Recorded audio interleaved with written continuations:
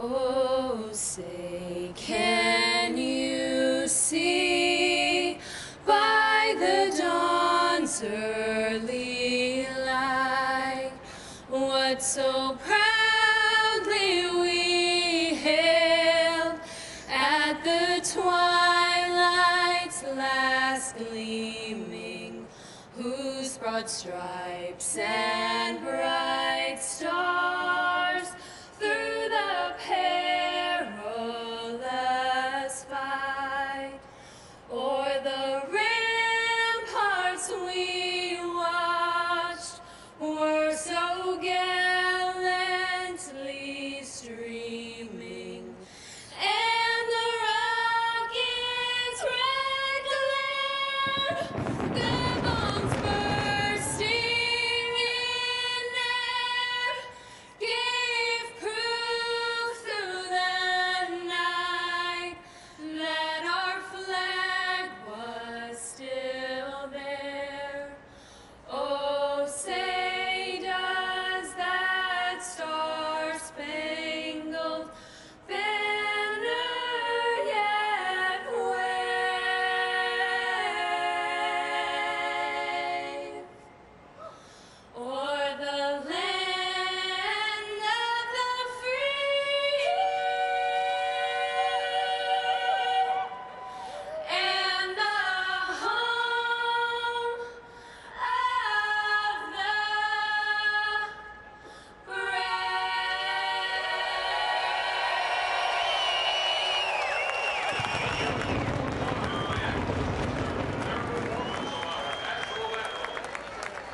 Time for the drivers to climb inside their cars. The three drivers that came in as the favorites from Junior Motorsports, the most points earned up to this point, well, they've got an issue. Their crew not going to be whole as they get ready to start this race in Phoenix.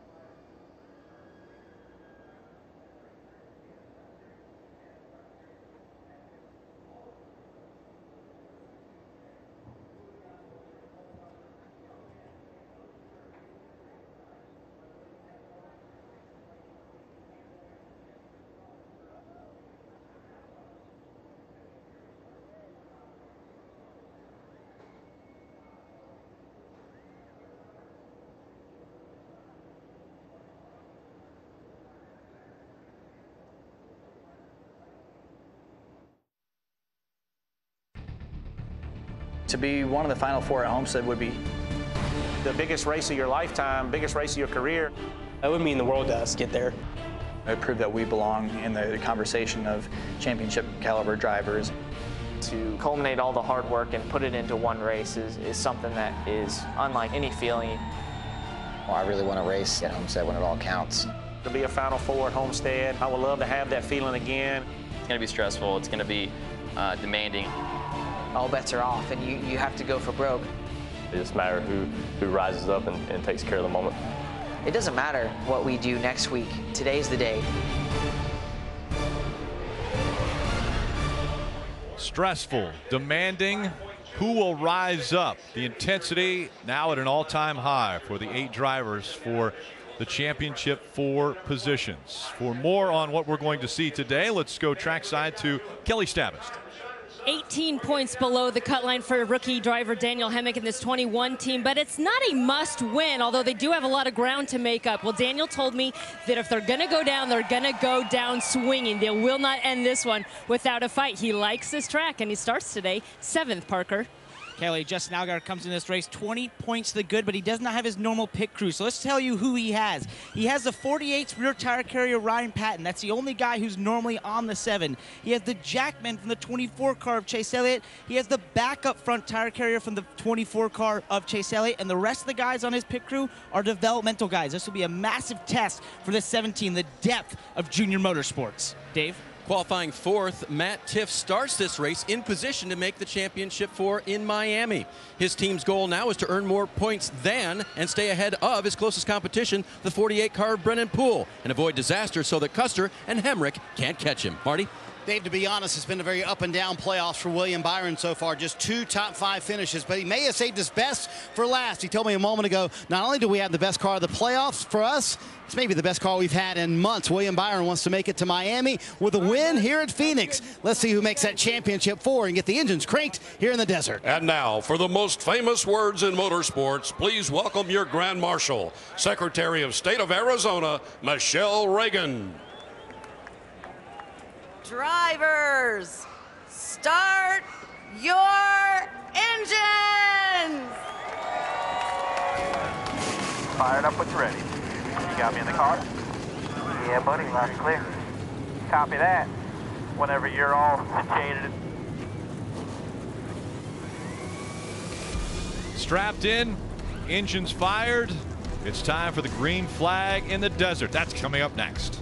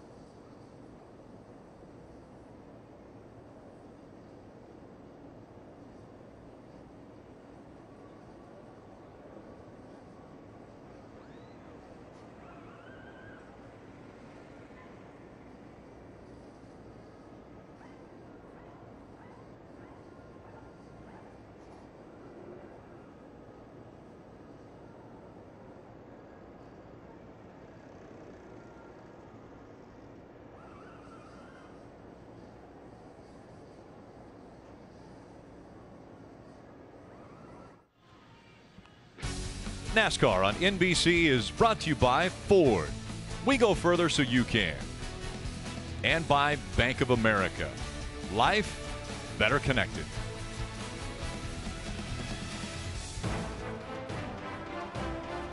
Reed looking for the checkers. He's going to get it. Second career victory at Daytona. Oh my God, we're going to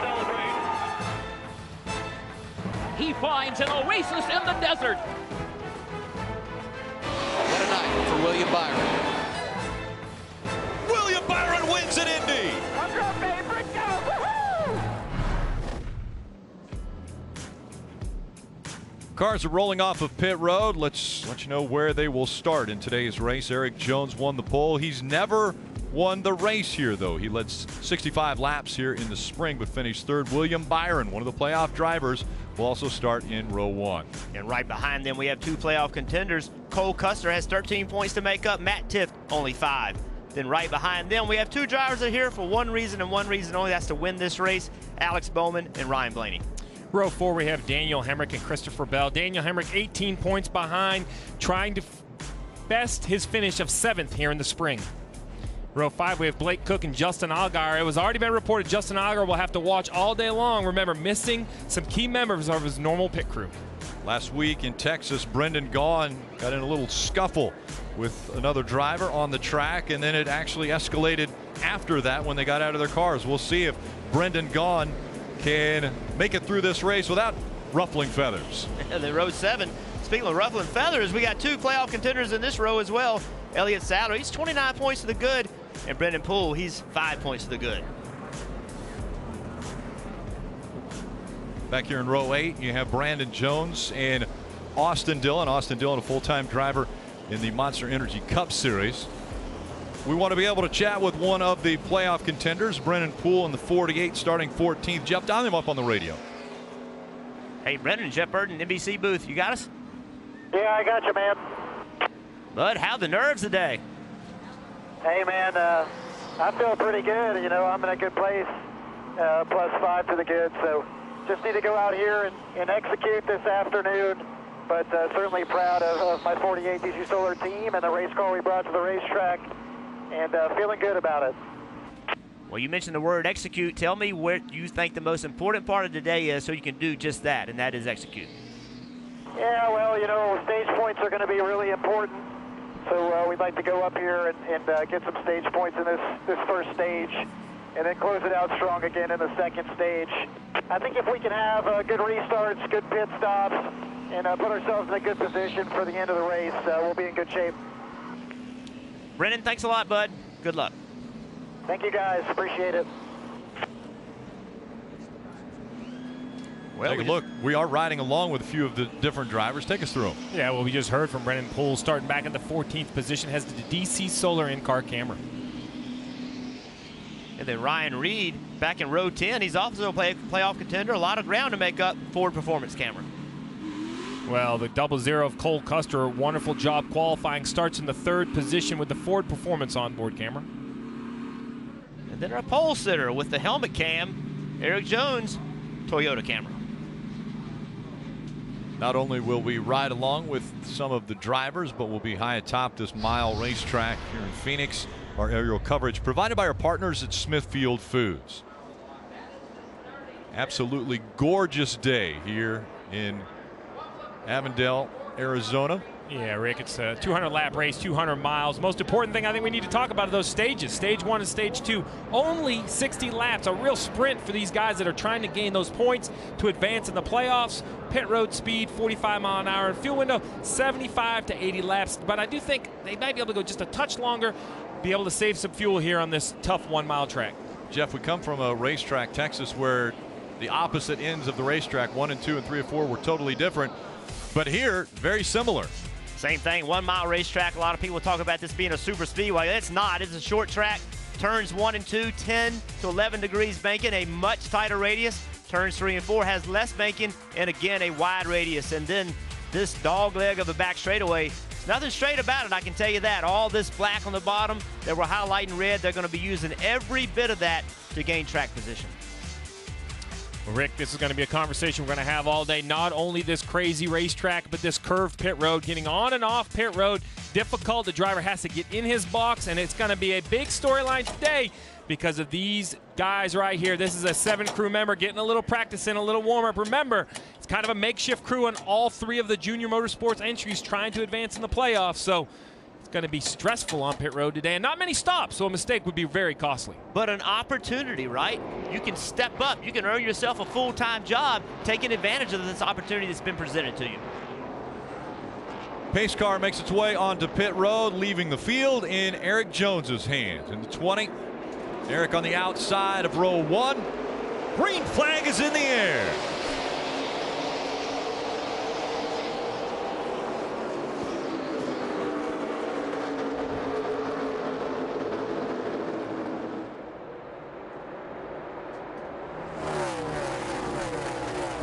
No out of bounds at this racetrack. You can dive below the yellow line. They do it through the dogleg on occasion, and around goes the 62. Trying to get through 3 and 4, sliding sideways. Hang on. 24 also around. So Brendan Gaughan getting turned around, and then behind him Corey LaJoie. And the caution comes out before they complete the first lap.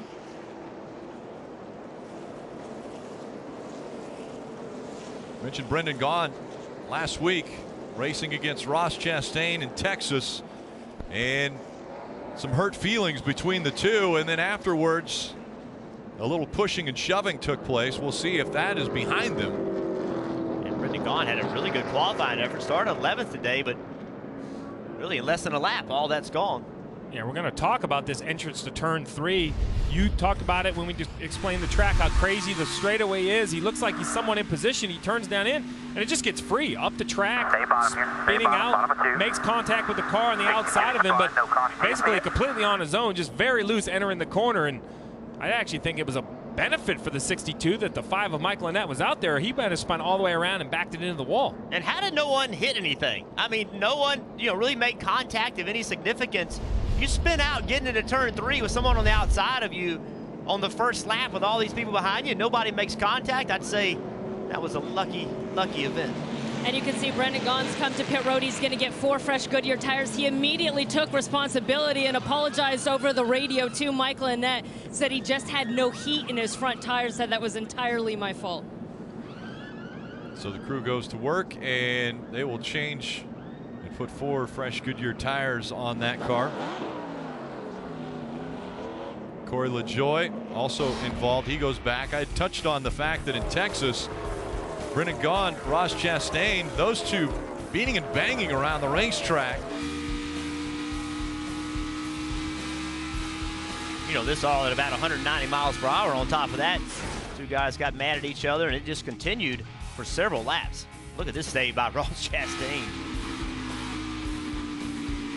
Slamming into the 62. Well, it didn't end on the racetrack. After the racetrack, you see somebody was videoing, and the teams got together. Drivers were involved. Afterwards, Ross Chastain said, "I'm going to have a shiner, just letting you know."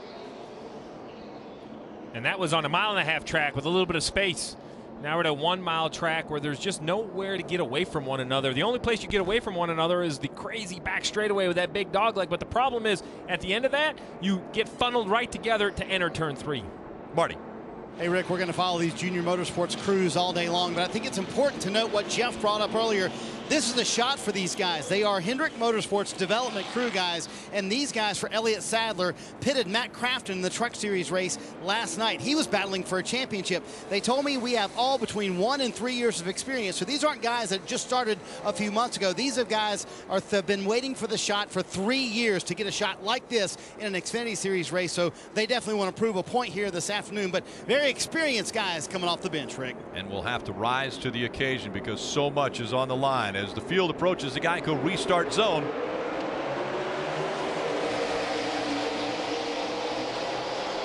Back up through the gears they go. This time Eric Jones doesn't have the 9 of William Byron cleared as they enter turn 1.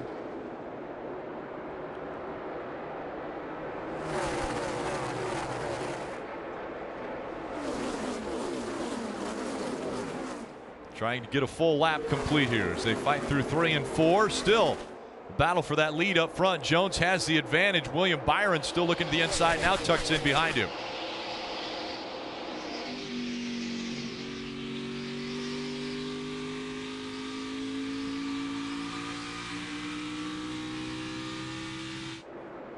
Other thing that comes into play here in the desert in Phoenix is the sun and the glare that it will put on the windshields as these drivers are trying to find the perfect line around here to either get by someone or get the best lap they can. Christopher Bell in that 18 car on the outside, he's making that outside work pretty well. He's got Allgaier pushed down on the bottom of the racetrack. Going to try to use this momentum down the back straightaway to clear Justin, but he's not going to be able to do it.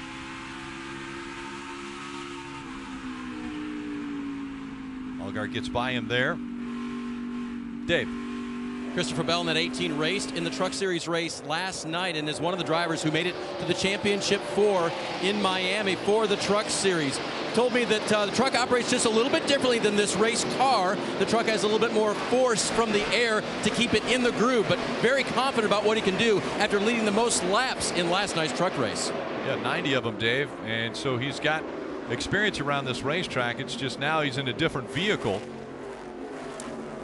And Rick, we spoke at the top of the show about the 48 of Brennan Poole and how he qualified outside the top 10. Well, you instantly see the penalty of that as he came into this race 5 above the cut line.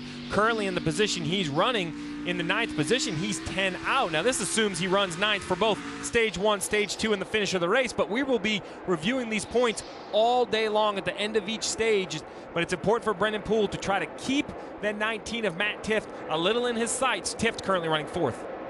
Elliott Sadler in the 1, able to get by the 48 of Brennan Poole. Just behind them, Daniel Hemrick in the 21. Marty. Yeah, Elliott Sadler in that 1 car. The red car started 13th today, Rick, and he has already marched his way up to the 9th position, maybe to Elliott's surprise. He told me pre-race, he said, listen, our car's not very good at the beginning of a run. Our strength will be the longer run today. So he said, if I can just hang on early in the run, I'll be happy. He's not only hung on, Parker, he's gained 4 spots, so I'm assuming very happy behind the wheel of that red 1 car. And his teammate Justin Allgaier has done better than that. He's up 5 spots, up into the top 5 from starting 10th. But as you guys noted, he was racing Christopher Bell there, and Christopher Bell was able to use the outside to hold him down. Well, Justin was not happy about how hard he was being raced and actually came across the radio and said that was not smart racing. So we saw that outside lane work, Jeff, as you mentioned, but it came at the cost of making Justin a little bit angry in that 7th car. Well, Christopher Bell has a different plan for today. He's not in this race for points. You know, he's going to be full-time Xfinity racing next year, but he's not this year. He's racing for a truck championship. What he's doing today is he's here to get experience. He's here to try to build that notebook to come back next year. He's not worried about Justin Allgaier's day. Justin Allgaier is, but that's just 2 drivers with 2 different agendas. When you talk about drivers and agendas, we were all wondering what was going to happen when the playoffs started in the Xfinity Series, because there seemed to be those junior motorsports cars that were far out in the distance. But these young guys, Brennan Poole, Matt Tifft, Colt Custer, they have really stepped their game up since the playoff starts. You see how much improved their numbers are. I think the real highlight perhaps is Colt Custer. While his number at 8.6, he's been up there leading laps, running much better at the 1.5 miles. And I think if he can make it to Miami, he's one car that has shown he can go out there and compete with the junior motorsports cars on that size racetrack. And Steve, I asked Brennan Poole about that exact graphic in terms of how good he's been in the playoffs at great average finish. I said, what changed? He said, you know, we found some things inside the cars that made me a little better, that suit my driving style a little better. I've also adjusted my preparation and some of the things I do away from the racetrack, in which I asked him, okay, what are those things? He said, I'd rather not give away my secrets, Kelly. I don't blame him for that. Well, Daniel Hemrick started this race 18 points to the bad. That number has since grown as they run, but this team has a lot of optimism and had a great pep talk pre-race. Yeah, well, the Water boys have came a long way this year. Everybody here, back in the shop, thanks to the effort, it's second to none. We go down fight. No matter what the day gives us, give twice as much back. Thanks, Fair. No matter what, everybody. Have a solid day. We'll get ourselves next week. And you heard Daniel say it again, they're going to go down fighting. Well, they started 7th, have lost a handful of positions. Daniel saying that he's just a little bit too loose to start this race. The 48 of Brennan Poole able to get back by Elliott Sadler. Matt Tifft on the right side of your screen in the 19. Got a little pressure right now from Justin Allgaier, but he talked about the improvement of the young drivers. I think the most improved driver award goes to this driver right here in the 19 car, Matt Tifft. He has done a really good job. He's evolved, and if you look at what he's done in the playoffs, he's finished top 10 in the last 6 races, and that's a sign of maturity. We know he has good cars driving for Joe Gibbs Racing, but he's starting now to take advantage of it and apply all the lessons that he's learned. And some of those lessons were hard, but he has done a really good job of improving, and he has himself with a real legitimate shot to go to Miami with a chance to win a championship. And Jeff, as a driver, as you now see Allgaier putting the nose of that 7 way down low to try to get by him. The situation that Matt Tifft has put himself in, he said, you know what, I think I can find a better situation with another team. He's leaving this 19 car after the next 2 races. But he told me this morning these guys have stuck with me, and they've got me on the cusp of contending for a championship. Meanwhile, Blaney goes by Byron. You see Ryan Blaney taking second away from William Byron, so he'll be chasing down Eric Jones, clicking off laps at over 130 miles an hour here at Phoenix.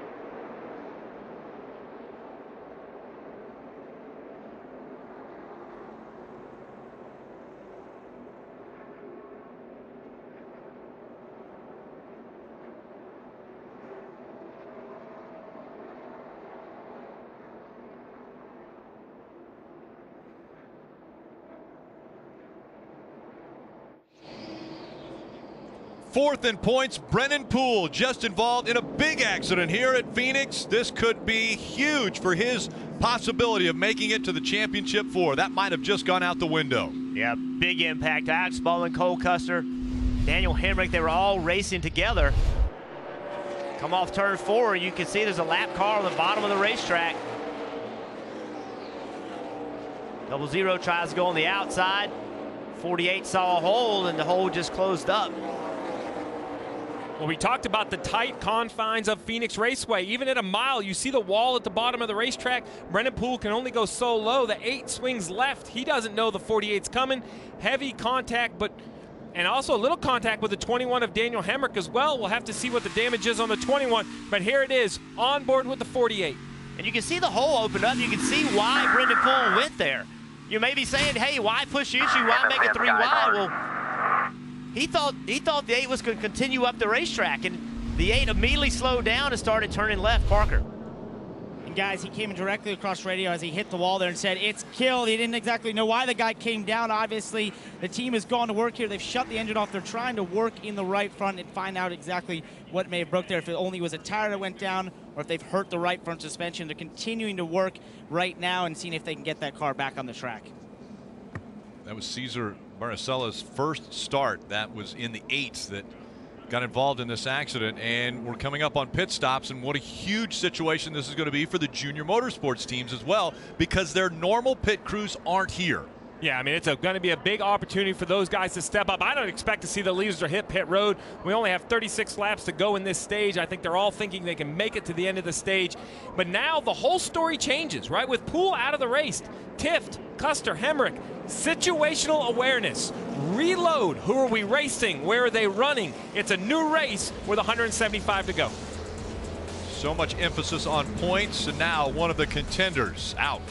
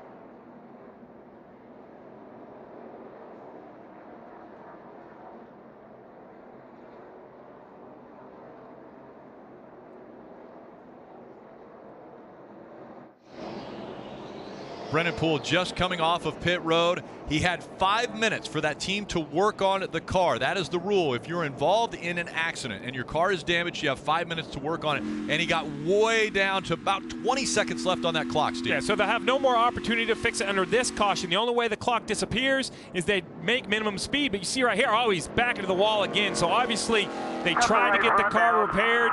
They couldn't. He said the right front's flat. They can't come back to pit road. When they come back to pit road, they'll be eliminated. You heard right there the radio. Take it to the garage. So right there, it's official. The 48 of Brennan Poole, his day will be over. Scored currently in the 36th position. Can't make any more laps. 1 point is all Brennan Poole will earn today in the race here at Phoenix. It's so discouraging. Coming in, Brennan Poole was 4th in the points. He was 5 above the cut line, or 5 above Matt Tift. But with that accident, the first mistake of the day for the championship contenders, and he will end up in the garage. And heartbreaking. Put yourself in this young man's position. He is, he raced last year part-time, this year full-time. He's continued to learn, continued to get better, had the best average finish in the playoffs of all the playoff contenders, and at the height right? You've done the best that you've done in your career, and on lap 32, you're done, and your career, your opportunity to win a championship is over with it. Well, what happens in sports, what happens in racing is devastating for one individual, opportunity for another. So the 00 radio, this is what we heard after the wreck. We got a little help there with a 48. Still chasing that 19 up there, though, so we need to get these points. That's Jeff Mendering, the crew chief, doing a very nice job talking to his 19-year-old, keeping abreast of the situation. Points, points, points. Look at him. Currently only 17 below, but coming into a stage finish, points will be awarded. They need to finish in the top 10 and gain some of those points, Jeff. And split-second decisions, right? Brendan Poole, he didn't have a lot of time to think about that. He saw a hole open up. He made a split-second decision. If I don't jump in it, I got a guy right behind me. Those split-second decisions, you know, that's how quickly things can change. Field now coming up to the Geico Restart zone. Eric Jones, Ryan Blaney making up row one. Up through the gears they go again.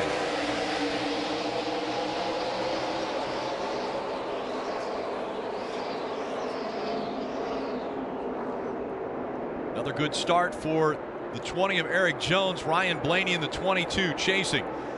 And just behind them, Justin Allgaier. Jeff, as a race car driver, what does that do to Justin Allgaier, William Byron? They've already seen one playoff contender have a major problem. Do they have to become less aggressive? Do they start to be a little more conservative with their moves? I think at their point position, they needed to come into this race a little bit conservative. They have good leads in the points. There's no need to be pushing the issue, in my opinion. The 19, the 00, the 21, all these guys, they're not in that situation. They have to push everything to the limit.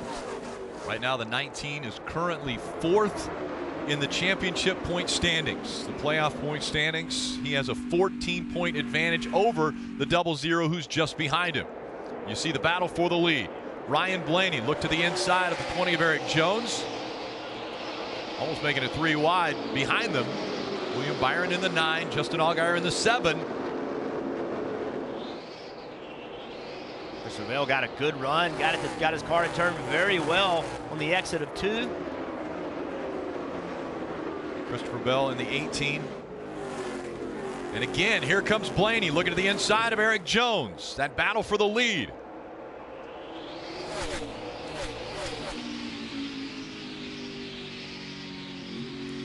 These two full-time drivers on Sundays in the Monster Energy Cup Series.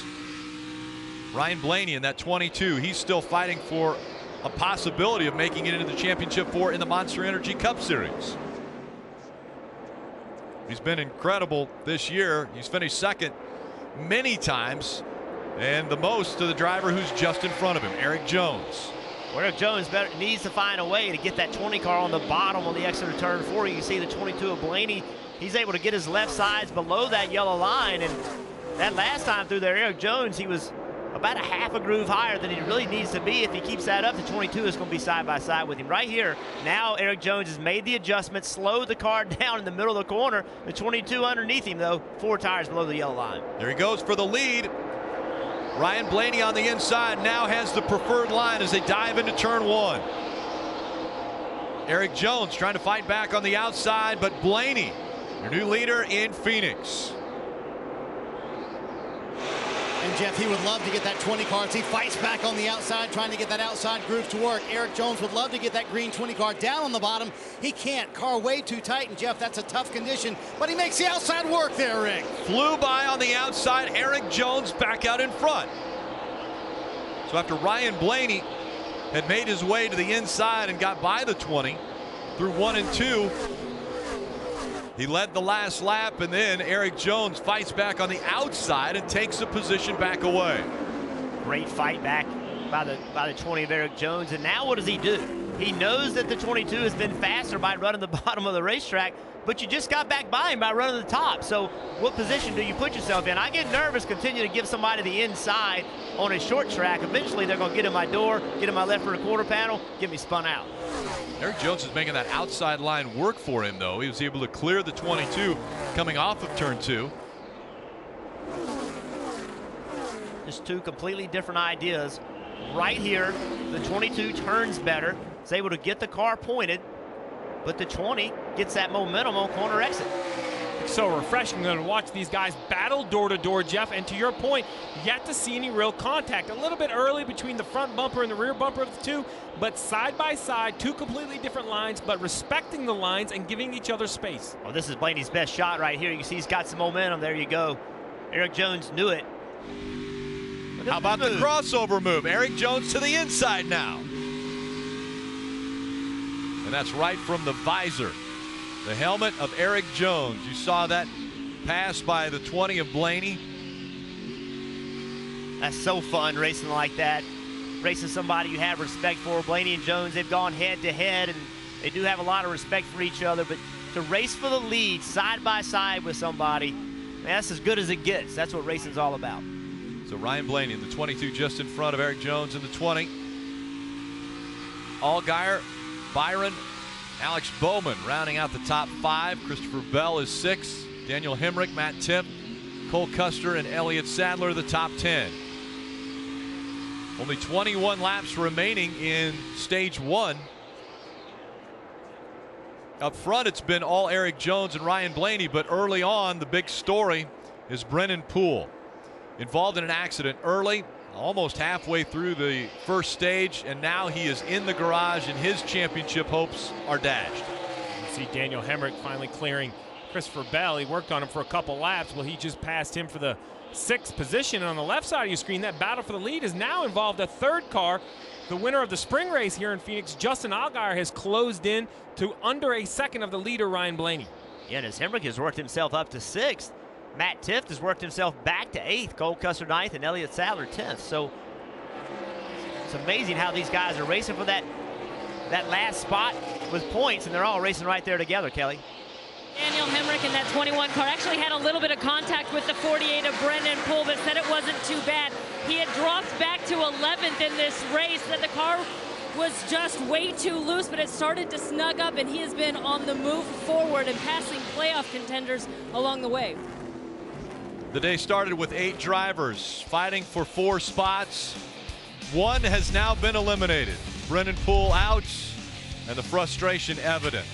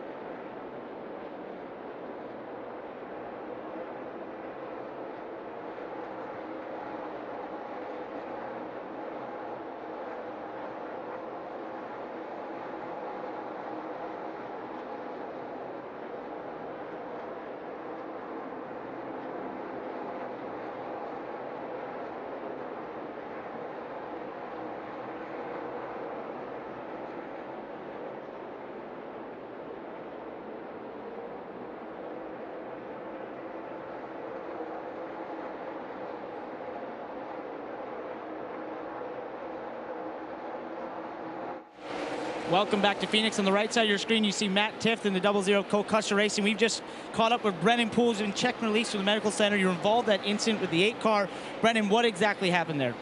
Yeah, you know, I saw the 8 car go in, and we were going to kind of go to the top to go around him, and he slid up. So I tried to go bottom. I didn't know really what was going to happen there. So I tried to go underneath him, and we made a little contact. They cut the right front tire down and sent us into the wall. So I just bad luck, bad circumstances. I mean, I guess I could have been a little bit more cautious there, but we're just trying to get up there and get some stage points and keep moving forward. Our car was actually pretty good, so it's just a bummer. You know, I don't know what else to say.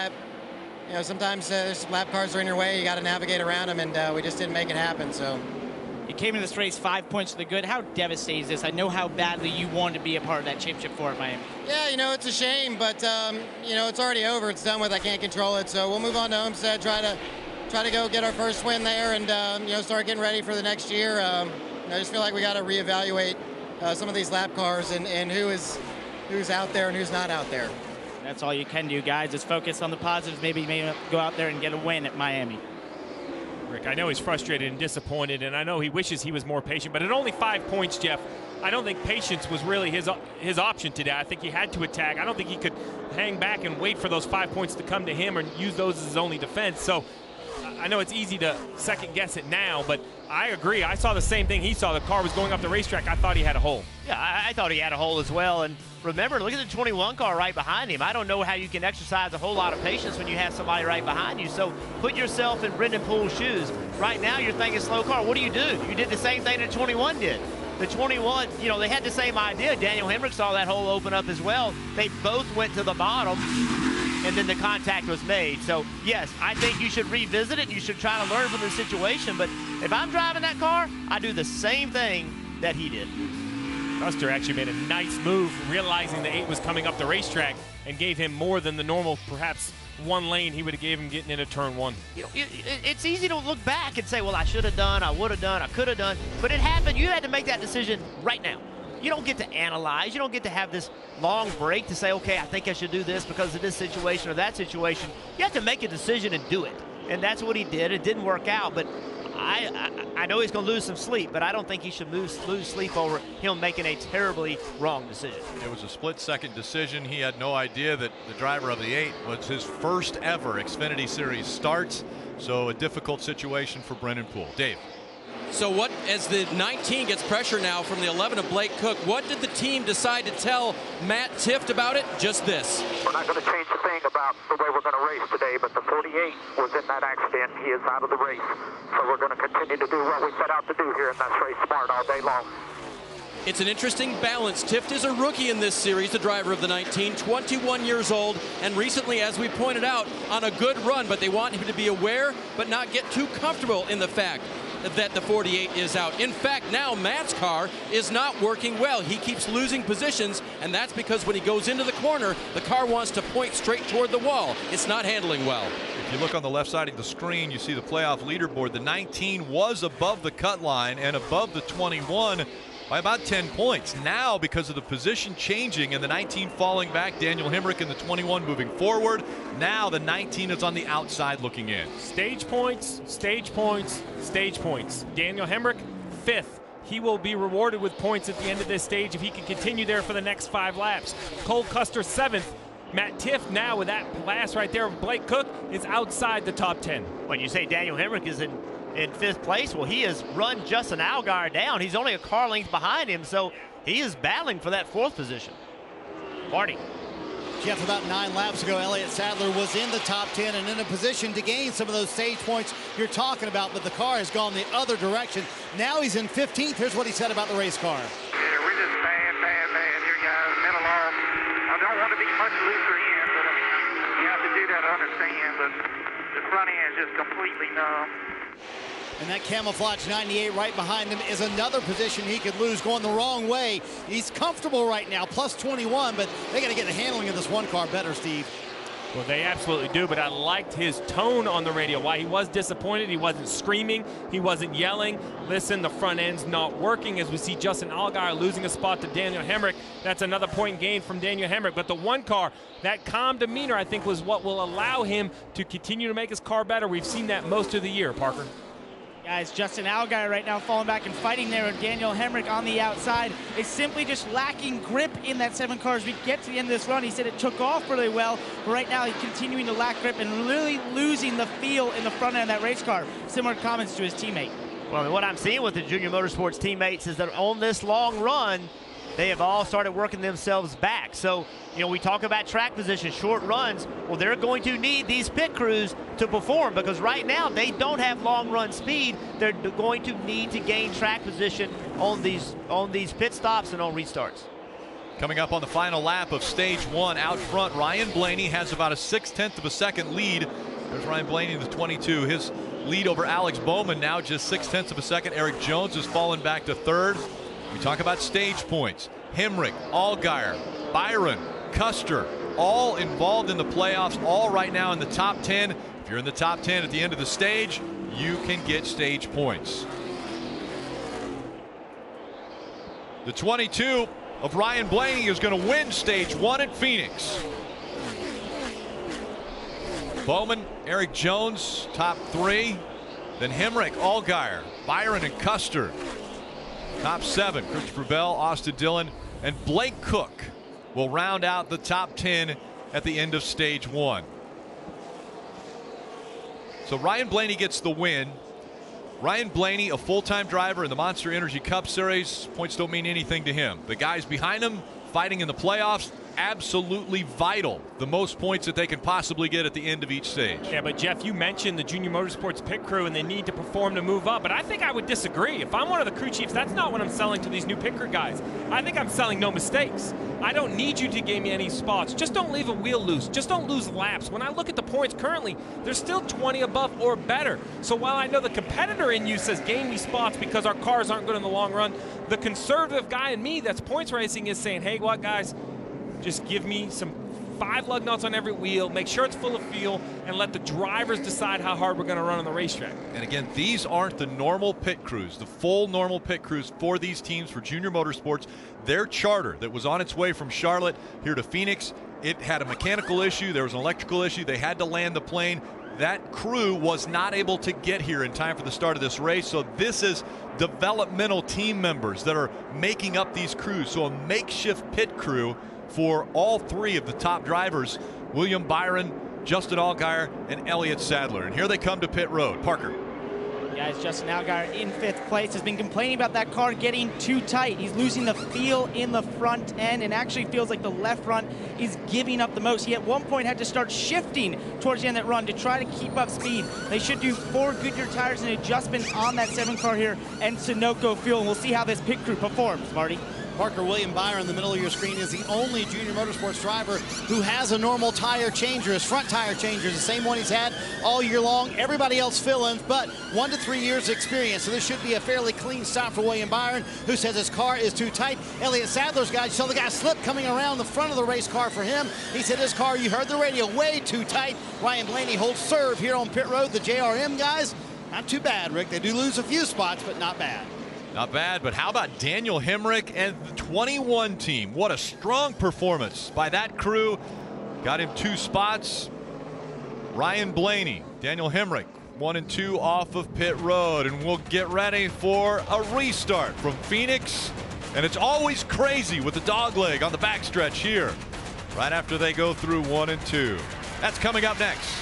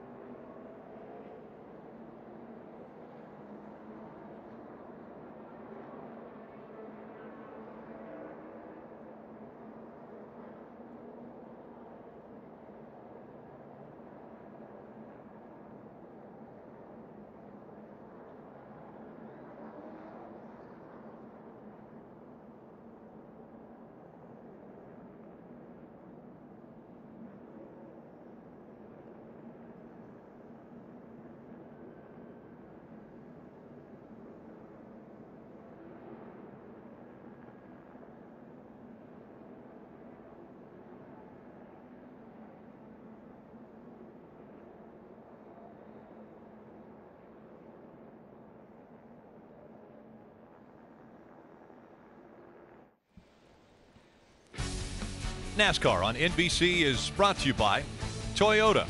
Let's go places. Credit One Bank, the official credit card of NASCAR. And by Untuck It, shirts designed to be worn untucked. Untuckit.com. NASCAR Drive is NASCAR.com's live race day companion. It's now available on your mobile device. You never have to miss a lap with NASCAR Drive. Visit NASCAR.com/drive from your PC, tablet, or mobile device. Let's go to Rutledge Wood. Rick, I'm up here in the spotter stand, and the thing that really jumps out to me is that these spotters have incredibly limited visibility here compared to a lot of other tracks. They're basically spun 90 degrees different from how they are most other weekends, and we can see, when you're up here, you can see the cars going up towards the dogleg, but this is the point where most spotters are picking up binoculars and using those all the way through 3, then 4, especially in traffic, and then they can drop the binoculars essentially as they come past the start-finish. But guys, I got to wonder, how much of an effort does that play when the whole idea of your depth perception for your spotter changes for you as a driver? How does that work, Jeff? Yeah, right. The biggest issue is that because the cars are coming to you and going away from you down the back straightaway, you really can't see if the guy's next to you, if you're really clear. So the spotters are very limited in the ability to say clear. There's guy, the guy isn't beside you, and the driver just can't trust 100% what the spotter's saying. Well, we wondered how it was going to go for Junior Motorsports on the first round of pit stops, and I'll give it a C. You see right here a little trouble on Elliott Sadler. A pit crew member falls. He lost 2 spots. You see right here the disappointment, and you heard Marty Snyder report that he thought it was pretty decent because the 7 only lost a couple spots, but unbeknownst to Marty, the 9 had so much trouble here on the left side that couldn't get the jack out of the car, and he came in the 6th position. But Marty had no idea. He wasn't even on the graphic because he came out in the 15th position, Marty, so 9 spots lost for William Byron. After further review, Steve, yes, they did lose 9 spots, and you mentioned they could not get the jack underneath the left side of the car, so something they're working on fixing right now. Dave Ellens has met with Hendrick Motorsports officials trying to make sure that they get that corrected for this next stop. The one thing, Steve, and you know this short race, you don't have many pit stops today. That can be an advantage or a disadvantage because you don't have many chances to work on your race car. Rick, short race, but stay calm. They're still okay in the points. Don't take a bad pit stop, panic, and turn it into a bad race. Once again, field approaching the Geico Restart zone. Ryan Blaney, Daniel Hemrick making up row 1.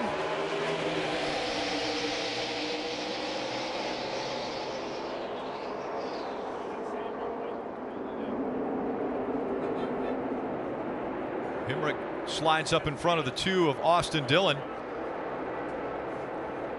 20 of Eric Jones now running in the 4th spot. Justin Allgaier fighting for that 5th spot with Cole Custer. We saw the view moments ago from the spotter stand. There's a great shot. They're coming right at the spotters down the front stretch. They go through 1 and 2 and then straight away from the spotters. This is what you talked about, Jeff, as the cars go away from you, it gets so hard to judge. And then here in 3 and 4, look how low they get reference to the campers down here in the corner. You can see right there is clear that, Matt Tifft has the 11 car on the outside of him, right? Well, if you're the spotter, are you clear here or not? Obviously you're clear now because you're behind him, but up there in the exit of turn 4, you really couldn't make that call. That's how difficult it is for the spotters here at Phoenix. That all changes next fall when the reconfiguration, at least of where the start finish line will be, changes everything because the spotters will be over by the start finish line after all the construction is finished here. I bet these 2 Childers teammates, Austin Dillon in that 2 car behind Daniel Hemrick. Austin gained 13 spots from where he qualified. Daniel Hemrick was making a charge up through the field on that long run. I'm interested to see what they can do with Blaney if this thing goes green for a while. Remember, Daniel Hemrick's in that tight battle to try to get himself into the playoffs. I mean, into Miami with a chance to win the championship. Every position is going to matter as he races a teammate, Kelly. Yeah, they feel like they have really good pace on this 21 car. Their biggest concern was their takeoff speed. When I talked to crew chief Randall Burnett about Daniel, he said, he's just a really smart race car driver. He knows whether he's putting himself in a bad position or not. He's really consistent, really good with feedback and communication throughout the race. And the communication, as you can imagine, in that first run is that 21 car seemed to get better and better the longer he ran it. I would think Richard Childress right now would be a little bit nervous after he's seen what has happened already at the start of this race. He has 2 cars out of his garage, more or less, that are racing each other right now. Well, you see Eric Jones right now got underneath the 21 of Hemrick. Hemrick got into turn 1 and he got free getting in the corner. The back end started to come around on it. And he just couldn't turn the wheel and he got up the racetrack and the 20 drove underneath him. The last time through here, Hemrick was on the outside and pulled him down the front straightaway. Looks like he's going to do it again. This time, Daniel's got to back his corner entry up, get his left sides on that line on the bottom of the racetrack, Parker. And guys, the guy lurking behind them is Justin Allgaier in that 7 car. We saw the problems that the 1 and the 9 had his teammates, but the 7 did not have the same issues. Here's what he had to say on the radio. All right, boys, first one's out of the way there. Clean it up a little bit, but great job. That's what we need all day, just clean stops. And that's exactly what they had, a clean stop. They only lost one position. You see Eric Jones get under Daniel Hemrick there, and Justin Allgaier is going to try and do the same. I spoke to Ryan Patton, who's the rear tire carrier from the 48, and he gave fist bumps to all the team members down here. They were pretty happy about that stop. Allgaier able to also clear Daniel Hemrick now. Well, Rick, we were talking about an opportunity for the younger pit crew guys having their shot, but there's also an opportunity for the more veteran one. Ryan Patton, more veteran, will be a leader. Pick up your teammates around you. Let them know a couple spots, it's okay. You know, be a leader within the group. Ryan Blaney up front. Austin Dillon has moved up to the 2nd spot. Eric Jones is 3rd. Allgaier has fallen back to 4th, and Hemrick now has fallen back to the 5th position. Cole Custer, Christopher Bell, William Byron, Ty Dillon, and Blake Cook all in the top 10. Dave? And Rick, as you look at the ghost points on the left there, you see where they run in the playoffs. Cole Custer has a decision to make. How hard do I race Christopher Bell? Each position is worth 1 point as they race. So he's got to really be careful what he's doing, but make sure he tries to stay above that cut line. Cole Custer, yeah, right now they're even. Yeah, I'm sorry. I'm sorry. I was going to say, Dave, I think the answer is clear. I think he has to race this entire race with the position he's in points. I think he has to race the entire race as if it's the most important lap that he's going to run his whole life. You can't give up 1 point. You've got to give it all this entire race. And remember, look who's coming behind him. William Byron. He restarted, had a bad pit stop. He's picked up 5 spots. He's caught these guys. The 00, he knows he's coming. Watch what he's doing down here. See right there? Downshifts. Goes from 4th gear to 3rd gear to get some RPMs to get himself a better launch off turn 2. Yeah, that black handle you see right next to him, that's actually not the shifter handle. The shifter handle is out of the screen. That black handle right there, just to the left of the shifter, that's actually probably brake bias. You could push that forward to have more front brake, pull it back to have more rear brake. So multiple adjustments from the cockpit for Cole Custer. Blaney still out front, but the battle continues for points here in stage 2.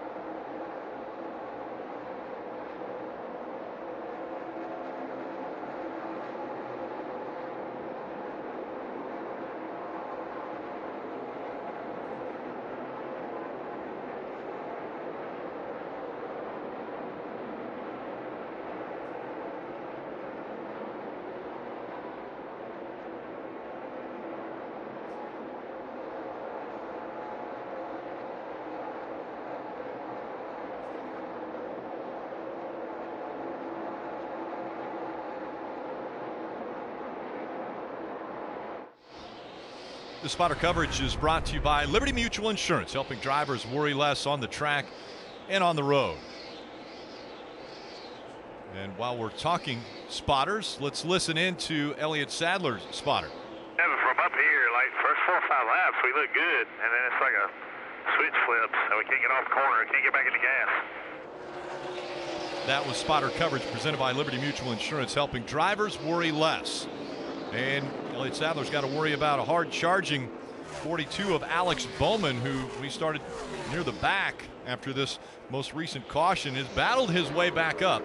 Yeah, that uncontrolled tire on the pit stop, that was a penalty for the 42, so he had to go all the way to the back on this restart. Yeah, you heard that conversation from the spotter, Brett Griffith, about the one car, and just it takes off pretty good. It seems like it looks good. The car is where it needs to be, but then after a few laps, he just flips the switch, and the car is no longer good. So we saw that. You know, really all the junior motorsports cars on that first long run started going backwards on this run so far. Justin Allgaier, he's worked himself forward. William Byron has certainly worked himself forward, gained 6 spots. Let's see as this run goes on if they can continue that forward momentum. One thing that's unique, though, Jeff, is that first set of tires, as we go on board with Eric Jones, had those qualifying runs on it. So I don't know if those 3 or 4 heat cycles made them fade quicker versus this cool set of tires that were brand new when they put them on. Well, we know they're different. We know when you put heat cycles on tires that they behave different. They drive differently, and they, you know, over a long run, they can completely behave differently than the brand new sticker. Even if it didn't fix it, I'd be selling it. I'd be selling it. We'd be like, oh, this is new tires. They're going to fix it. Well, part of the problem with that is how much of a change do you make because of that situation. You know the tires are going to be different. How much change do you make? It's easy to overadjust. Justin Allgaier right on the back bumper of the 2 of Austin Dillon. That will be for the 3rd spot if Allgaier can take it away. Dillon had worked his way up to 2nd, now falling back as Eric Jones took 2nd away. Now Dillon in a fight for that 3rd position as Allgaier is going to move to the inside of him. Hemrick is watching this all. And we've seen that pass not be easy to make. We've seen the outside car in 3 and 4 be able to pull momentum and get back beside, in some cases clear the guy on the bottom. You know, I have to admit, I'm a little surprised we've seen that outside groove come in this quickly in the Xfinity race. I did see Dale Jr. in practice. I saw him running up there in the Cup car in the 2nd lane. So he believed it worked in practice. We saw a few people running a little bit high. We saw Denny Hamlin on, you know, all 4 tires below the yellow line. So this racetrack's continuing to widen out, and multiple grooves be developed. And guys, as we watch the 2-car, Austin Dillon slip back here, not exactly happy with the handling inside the race car. He had this to say on the radio a little bit ago about a lapper on the track. That guy off the freaking track, man. Where'd you get a license to do this? I don't know. Walmart. And guys, the lapper he's talking about is Cesar Baccarello in the 8 car, who was involved in the incident with the 48 of Brennan Poole. Obviously not making many friends out there, not getting out of the way for these lead cars. And again, it's Cesar's first ever start in the Xfinity Series, and you have to start somewhere. It's just that these guys right now, with the championship looming out there, it's so important that they have good laps. And obviously, if you ask Brennan Poole right now, he would say, I would definitely not want that 8 out there for his first start, because he was involved in what took place, and Brennan Poole now out of this race. The difference is the closure rate. You know, how much faster these cars are than some of the lap cars. And when you're that slow, sometimes, to be honest with you, it's hard to get out of the way. It's hard to even know which lane to go in. But what you have to do is just pick a lane and stay in it, and let the guys know where you're going to go. So just go to the bottom or go to the top, whichever it's going to be, just stay in that lane. Marty.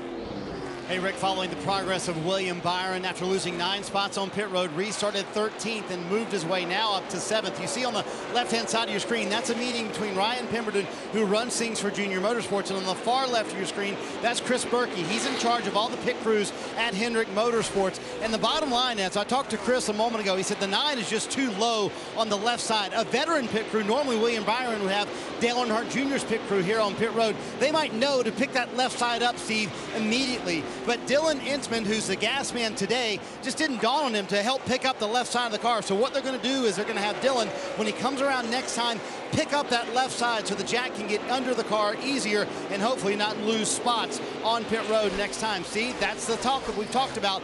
Filling in, these guys filling in today versus those veteran guys makes a big difference. Those are the nuances that are hard to cover in practice. Sometimes you just have to get experience in race conditions. And And every pit road's a little different. There can be a little angle to the pit box, and it's just something they're going to have to work on throughout the day. Steve, a lot of times we see a little cutout in the side skirt where the jack would slide in there, but on the 9 you don't see that. It looks as though the side skirt goes all the way down, and you don't see that little cutout. Well, you don't on the right. I'm assuming you will have that cutout even on the left, but the frame rails are so low and the ride heights are so low in this car that either perhaps, to your point, they didn't cut enough skirt out and raise the jack post enough. Maybe the car's too low, but you normally need 1 3/4 or 2 inches below that jack post to get a jack in. But to your point, Rick, the left side, I don't know if it's just all white. It makes it look worse, but it looks pretty solid on there. So difficult. And again, these pit crews, they practice every single day. It's choreographed, every step. They know where their teammate is going to step. These are all new guys. It all came up just a couple hours ago that they wouldn't have their normal crews out here, and so it's been a difficult time for a few of the teams. Well, 2 young drivers that are doing a really good job today and really all year long. Both of them have improved as the year has gone on. Daniel Hemrick learned in 4th position. You know, Daniel Hemrick's a 26-year-old. You know, he's not 19 like Cole Custer, but this is only his first full year in the Xfinity Series. It's Cole Custer's first full year, but in 4th and in 8th, they've done a very nice job at this point in this race to keep themselves in position to have an opportunity to go to Miami with a chance to win a championship. So far, the nerves have not gotten to these young drivers, and they've taken advantage of the situations presented to them.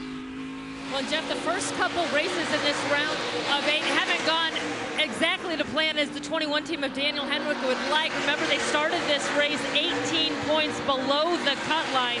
Now, since the restart at the end of stage 1, when he restarted second, he dropped back again a handful of positions, but about 12 green laps in, Daniel said, hey, this car's starting to come around again. He's been on the march forward again, just a handful of laps, got around his teammate Austin Dillon in the 2 car, and I've been watching his lap times. They've been some of the fastest on track. The driver on the right, there he is, Cole Custer, the 19-year-old driver born in South Orange County, California, with an eye toward racing his whole life. Started when he was 4 years old. His dad is the current general manager at Stewart Haas Racing, the team that he races for. And he said, I've learned a lot this year, said Cole. No matter what happens on Saturday, I definitely want to get to the championship 4, but no matter what happens, it has been a great year, an outstanding rookie season for Cole. Right now, he's just 6 points below the cutoff line, and it's changing lap by lap. And there's so much pressure on this 19-year-old. He wants to make it into the championship 4. He was asked, what would you do in a cut race to try to advance? How far would you go? This is what he had to say. In a cut race, I mean, it's hard to say. I mean, you don't really know till you're in that situation because every situation is different. But you definitely got to be pretty aggressive when it comes down to it, you know, if you're going to have to advance to another round. So there's not much that I don't think that a lot of us want to do. Not much that a lot of us wouldn't do. That's the politest way I've ever heard somebody say about anything. About anything. I'm not going to say that, but I'm going to kind of say that. Your values and morals will be tested this system, I can promise you. And they have been. This is, again, a chance to make it into the championship 4, and they're fighting for every position as we go NASCAR nonstop.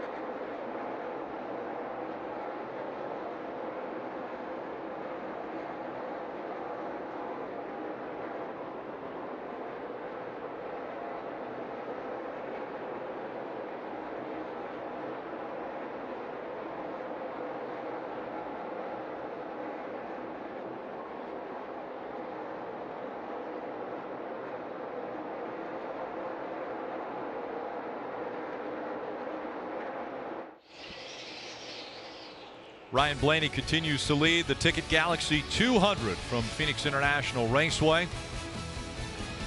Tomorrow on NBC, 5 drivers, including 7-time champion Jimmy Johnson. They will be racing to earn one remaining spot in NASCAR's Monster Energy Cup Series Championship. That race coverage from Phoenix begins at 2:30 p.m. Eastern. Ryan Blaney also a part of that 5-driver run. The 5 drivers that are fighting for one spot. Ryan Blaney, how much valuable track time is he earning right now as we see the playoff leaderboard for tomorrow's race? He has the best starting position tomorrow, but in the spring he started second, but can only come home 23rd. Improve that one position qualifying. He'll start first tomorrow, but definitely needs to find something in race trim. Both practices just looked kind of okay in his Cup car, but maybe to your point, Rick, these laps in the XFINITY car, he's feeling something that he can convey to his Cup crew chief, maybe make some changes overnight. Well, while we were away, you guys were watching on nonstop. Cole Custer had some interesting moments working around some lap traffic. You already seen lap traffic have an effect today. So one on the bottom, one on the top, decides to make it 3 wide. All 4 tires on the apron.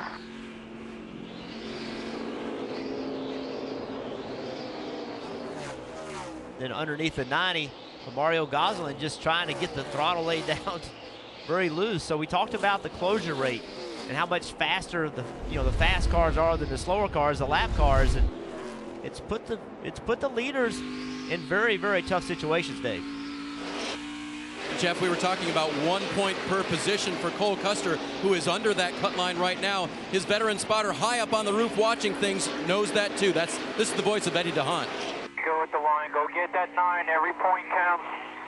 Right now he's in a position to earn 4 stage points. The problem is the car that's ahead of him, Daniel Hemrick, the 21, is in position to receive an additional 3 ahead of Custer. Marty? Dave, Cole Custer is thinking stage points here. Elliott Sadler in 13th is thinking, what happened to my race car? He talked about how good it was in final practice. Take a listen to it now. You tried to help it some, and we helped it a little bit. We unhooked the rear some too. There's something definitely wrong in the left front end sway bar or something. Front end's very, very numb.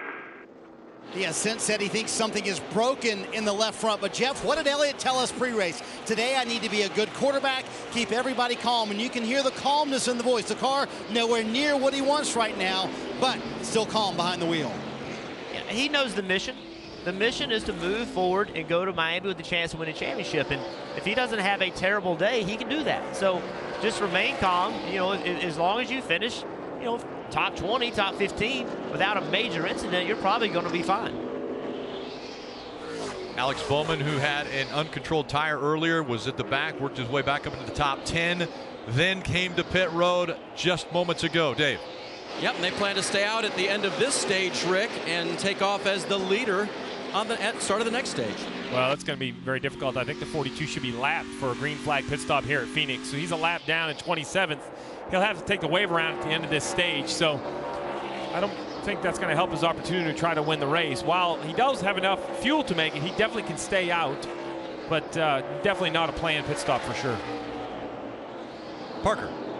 Guys, we come to the end of the stage. You see the 7 of Justin Allgaier trying to hold off the 21 of Daniel Hemrick. He's lost the front tires there, and not dissimilar to what you've heard out of his teammate in one car, Elliott Sadler. And what's happened is, what we hear a lot at this racetrack is you can really abuse those front tires, and when you do, they get very angry with you and they start to lose grip. And that's what happened to Justin Allgaier here as Daniel Hemrick goes to the inside. Hemrick and Allgaier fighting for third. Right now, there are only 21 cars on the lead lap as they come once again up on the 8th.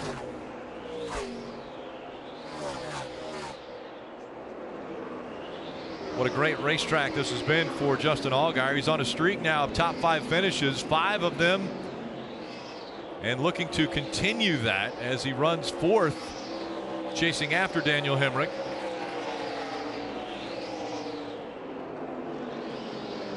And Allgaier right in the tire tracks of Hemrick as they close in on the final 4 laps of stage 2. Like where Justin Allgaier, he's found that balance of aggression, but there are times I've seen him backed out of positions that perhaps he wouldn't have in the spring race, Jeff, but That just shows the experience. He knows what's on the line. While he would love to go up and win this race, he would love more to win a championship 7 days from today. And again, the championship in Miami is all based on just where you are in relation to the other 3 drivers for the championship. If you're in front of the other 3 drivers, you're the champion. And that's what they're fighting for, is that opportunity. And decisions, you know, we just talked about it. Justin Allgaier, smartly, he's in a different position than Daniel Hemrick. Daniel Hemrick's got to go get every single point. He's got to try to finish the best he can. He's got to push that car to the limit. Allgaier doesn't need to put himself in that situation based on where he is in points and make good, smart decisions because of the work you've done in the playoffs. You don't have to be in a chaotic mode, so don't put yourself there. Blaney has nearly a 2.5 second lead over Eric Jones. Well, Rick, you mentioned Eric Jones, lap traffic. It's been an issue all day long. We're going to see right here from the helmet can, hand up frustration from the driver of the 20. Outside. Jeremy Clements in the 51, and you can see that he wasn't happy about that. The final lap of stage 2, and as I mentioned, 2.6 second lead for Ryan Blaney, looking to sweep the 2 stages at Phoenix. Eric Jones running second, Hemrick and Allgaier in the top 5. But a very good run for Ryan Blaney as he'll work his way for the final time out of turn 4. And Blaney wins stage 2. Well, Rick, as we see the rest of the stage 2 results, we see Daniel Hemrick right there in 3rd, continuing that solid run, Jeff, up there, gaining those valuable points.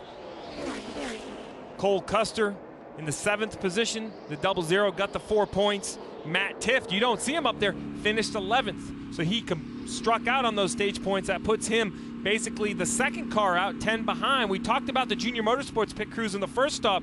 I really think these are the 3 we need to focus on right here, because who's going to step up? What pit crew is going to gain them some positions? And there is no room for a mistake. Loose wheel, a fueling issue, something like that will eliminate your team and your driver from the playoffs. And Daniel Hemrick has had a very fast car on these longer runs. He had run Eric Jones back down. He had gotten it within about half a second behind him. Remember, this last stage is 20 laps longer than the first 2 stages. So if he gets a long green flag run, this thing goes all the way to the end. Watch this 21 car being able to make a run, but it all starts with this pit stop. You cannot lose the track position that you've gained.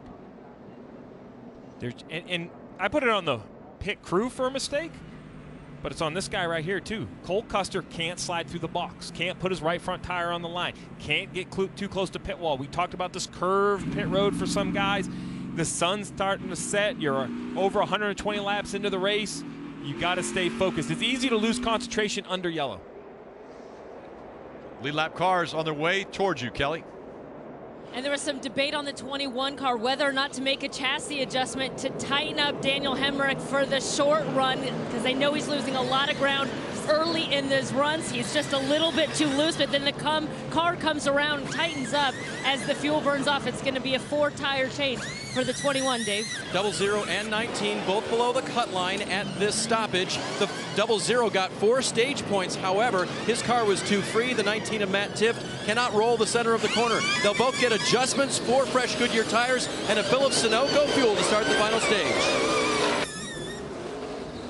Ryan Blaney looks as though he'll hang on to the lead. Eric Jones, Daniel Hemrick coming off 1, 2, 3. Big gain for Cole Custer as well as Ty Dillon.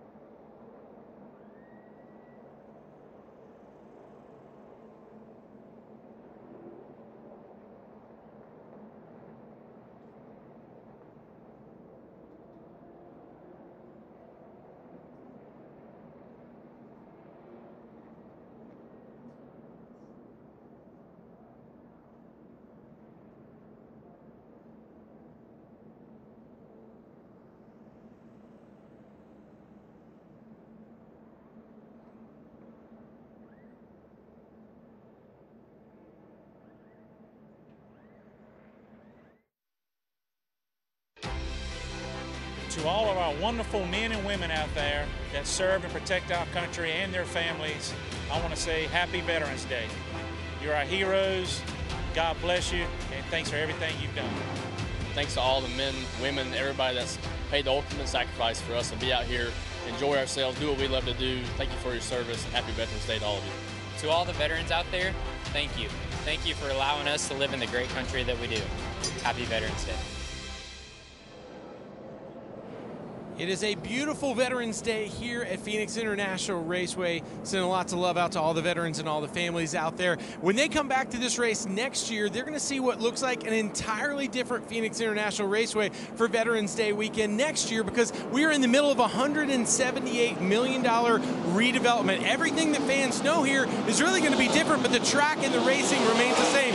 Across the way, all those big grandstands, those will all be gone. Inside the infield, it's going to be basically wiped away. A completely new garage setup, an amazing fan zone, and we're here in the new seating area, which you notice is in the shade. That was one of the things that Brian Spurber, the track president, really wanted to make sure is to get these fans in the shade, give them the best racing opportunities they could to see the race. That's why the start-finish line is moving right here, just in front of the dogleg. And guys, it is going to make for an exciting place for fans to come see, be a part of this race, and get up close better than they ever have here before.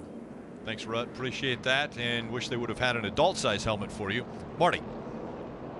Hey, guys, on that last stop, Elliott Sadler lost 2 positions on pit road, but maybe not a bad stop. Remember, we played the radio earlier. He thinks something is wrong with the left front shock, so they made an adjustment to the right rear shock, trying to compensate for that. That's where you have to make that adjustment to fix the left front, is in the right rear. Elliott also had this to say on the radio about the point situation. Yeah. Are we going to be able to make it running 15? You guys, after you look at some of your studying and all, let me know kind of where we sit at here. And there you go, Jeff, that veteran leadership you talked about. He just wanted to make sure, hey, if we run 15th, kind of where we're running right now, are we going to be okay points-wise? They look like they're going to be. Well, everybody needs to know where they are in points, but listen, we have an incredible battle. The problem that Brendan Poole had is opened the door for Matt Tiff, Cole Custer, Daniel Hemrick. They're all running fairly close together. You see the 21 and 00 side by side. This is a battle to the end, Steve. Well, yeah, Daniel Hemrick was the big winner in the stage points, and because of that, he's above the cut line. So currently running in the 3rd position, 3 points above the 00. Who's back behind him in the 4th position. Very simple. Every position's a point, Rick. 74 to go to see who makes the playoffs.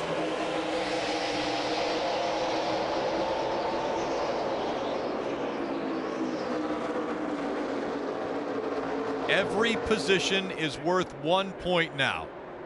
That's what they're fighting for. And as you see on the left side of the screen, 1 point separating the 21 and the 00. And they're side by side. Remember, we've seen the strength of this 21 car. It's been on long runs. He's gotten eaten up a little bit on short runs. He's going to have to be patient. You don't want to give up too much track position, but you're going to have to remember the strength of your car. Fight hard right here and understand that your car is probably going to be better, as you see 3 wide on the back straightaway. William Byron dives all the way down inside the dogleg to try to take that spot away from Daniel Hemrick. Byron gets it. Hemrick drops back another place, and here comes Justin Allgaier in the 7. Hemrick will have to try to employ some patience now. Maybe a little contact there from Allgaier as they're entering turn 1. He just needs his air pressures to get built up. We've seen again and again this car's good on long runs, but he's just getting destroyed on these short runs.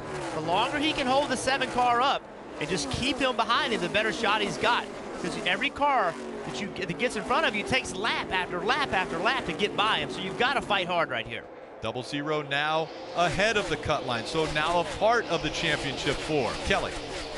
And the message to Daniel Hemrick was just that, to be a little bit patient. His crew chief said, hey, you've got the car to win this thing. We just need to take off a little bit better and not lose so much ground early in these runs. Daniel said, hey, man, I'm doing all I can.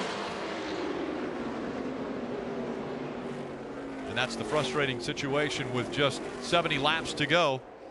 Daniel Hemrick knows that his chance at a championship is now 69 laps away. He's got to get by some cars if he wants to be able to fight for the title in Miami next weekend. Parker.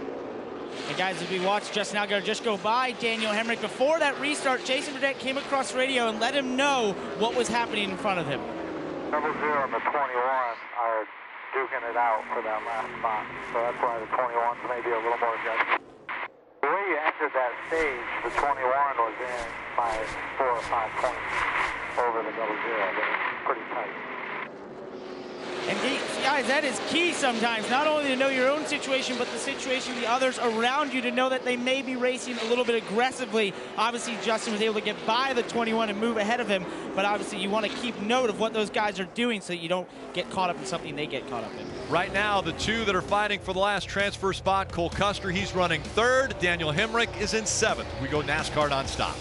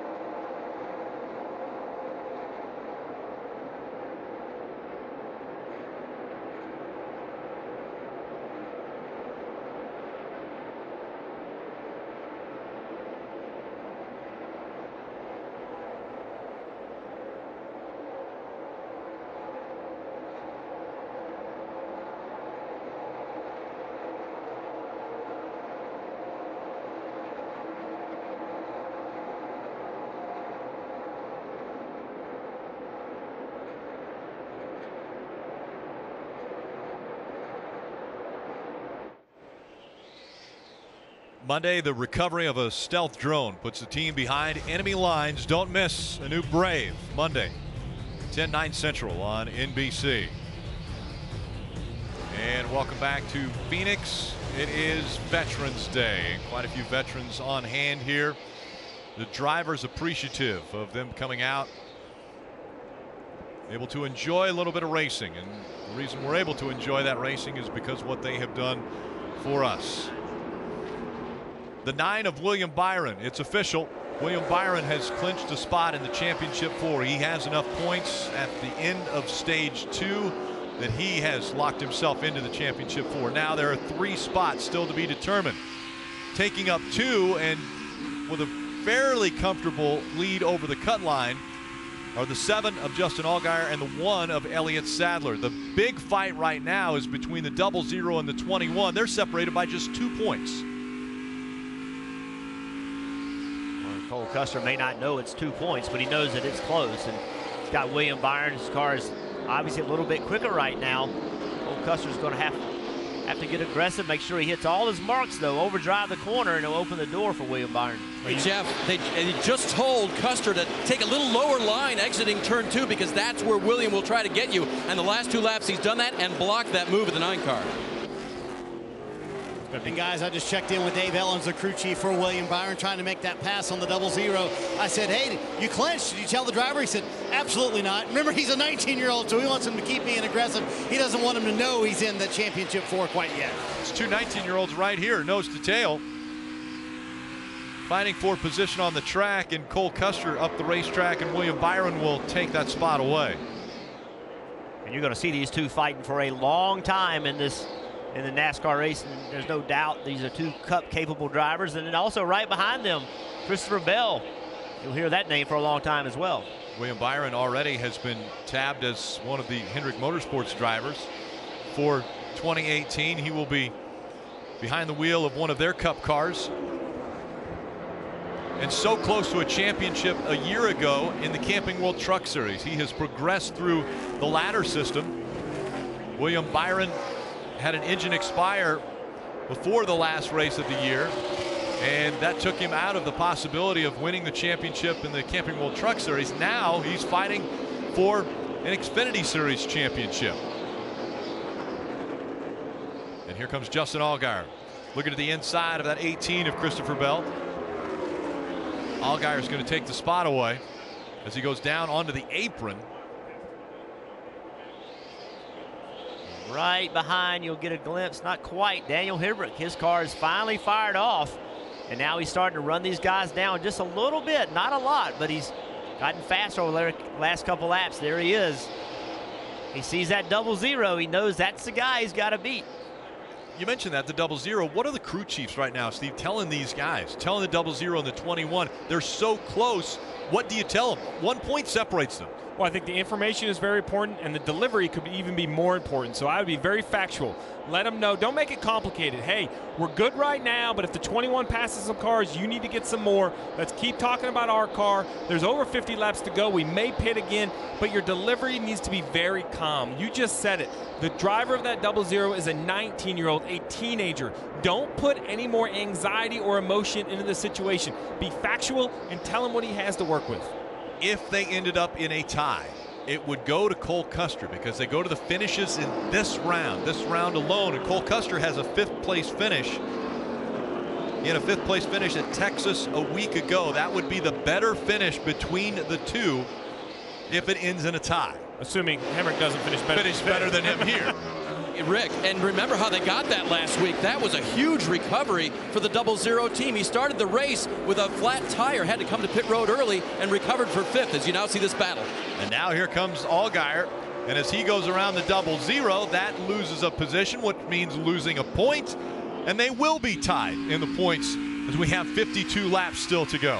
Cole Custer's gotten loose. You saw him drive into turn 3 in the back of the car. Started to get in front of the car, and all he could do is slow down, and Allgaier jumped up on the outside of him. Hey, Rick, you want a little heartburn? 50 to go. Caution comes out. What do you do now? I let the crew chief make that call, Steve. Good call. Absolutely. That's a great call. Absolutely. We go NASCAR nonstop. You won't miss a minute of this battle.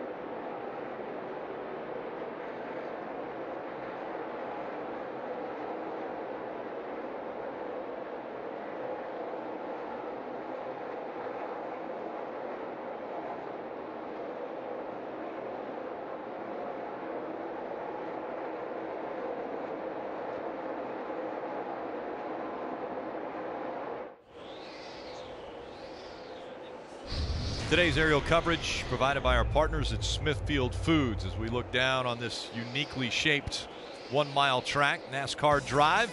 That is NASCAR.com's live race day companion, now available on your mobile device. Never miss a playoff lap with NASCAR Drive. Visit NASCAR.com/drive from your PC, tablet, or mobile device. While we were in NASCAR Nonstop, you saw the 21 of Daniel Hemrick making some moves, and he was moving forward as Cole Custer was moving back. And the result of that, 4 points now. On the left side of your screen, you see the 21 ahead of the 00. As we look at these playoff drivers, we get some updates. We start with Marty. Rick, William Byron came into the Phoenix race with a healthy points cushion, but yesterday he told us the best off defense is a good offense, and he's certainly been on the offensive in this run up to the 3rd position. Now all of these leaders should make it all the way on fuel. William Byron's team cannot. Remember, they have the substitute pit crew. They did not get the car full on the last stop. He is 3 laps short on fuel, but they've already clinched their spot in the championship for Parker. Already running behind him is his teammate, Justin Allgaier, in 4th place. He is good on fuel to go all the way to the end. And guys, when he won this race earlier this year in the spring, he employed a strategy of shifting, downshifting to 3rd into turn 1 to get a better launch out of the corners as the lap time slowed down. But he's held back on doing that in this race because it offers up more risk. I'll be watching if he starts to use that late in this run to gain some speed and try to win, Kelly. Well, since getting around the 00, Daniel Hemrick now on the plus side on the playoff leaderboard, but no matter how this thing plays out, he told me they have a lot to be proud of. He said this team has come a long way as a company. We've had to overcome a lot, including a change at the crew chief position. He said just to be in this still, in the hunt for this championship still, says a lot about the character of this company. It feels like they've had to work smarter than the other teams. So since getting around Cole Custer, the message to Daniel has been smooth and smart, Dave. On the minus side, Cole Custer going the wrong way, and since he's been dropping positions, he's been reminded to get back in the rhythm that he was in early in the run, but also that the adjustment they made, as you see Cook getting loose in front of him, the adjustment that he made may come back to him at about this point in the run. So as Cole makes a pass, perhaps he can move back forward. Meanwhile, for the 19 of Matt Tifft, it has been a tough day, not the way it was supposed to go. Qualified up front, and then basically has been back ever since. Big adjustments to the race car, no real improvement in its handling, and the 12th right now for Matt. Marty. Dave, earlier we heard Elliott Sadler ask his veteran spotter Brett Griffin to get out his calculator, do a little math, make sure they were okay in the championship standings. Brett did that. Here's what he had to say. Right now you're 10 points to the good regardless of who wins. And that is good news for Elliott Sadler. Since then, they've been telling him, hey, be patient, be smooth, still dealing with those left front issues, but right now it looks like he's good to get to Miami with a shot to win the title, Kelly. Well, it has not been the round of 8 that Ryan Reed was hoping for. As a result, he came here to Phoenix essentially in a must-win position. Unfortunately, they just haven't had the car to contend for it. He started this race 20th and really hasn't been able to do anything with it. At times saying he's wrecking loose, and other times saying that he's plowing tight. This team likely will not make it onto Homestead, but Ryan Reed saying, hey, they know they've got to work better in the offseason to have a better 2018, Rick. And again, all the playoff contenders fighting for a spot in the championship 4. One is clinched, one out early. That was Brennan Poole as he was trying to get by. A driver making his first start in the Xfinity Series. And he dives to the bottom of the racetrack, contact made, cut the right front tire, and straight into the wall. That ended his day.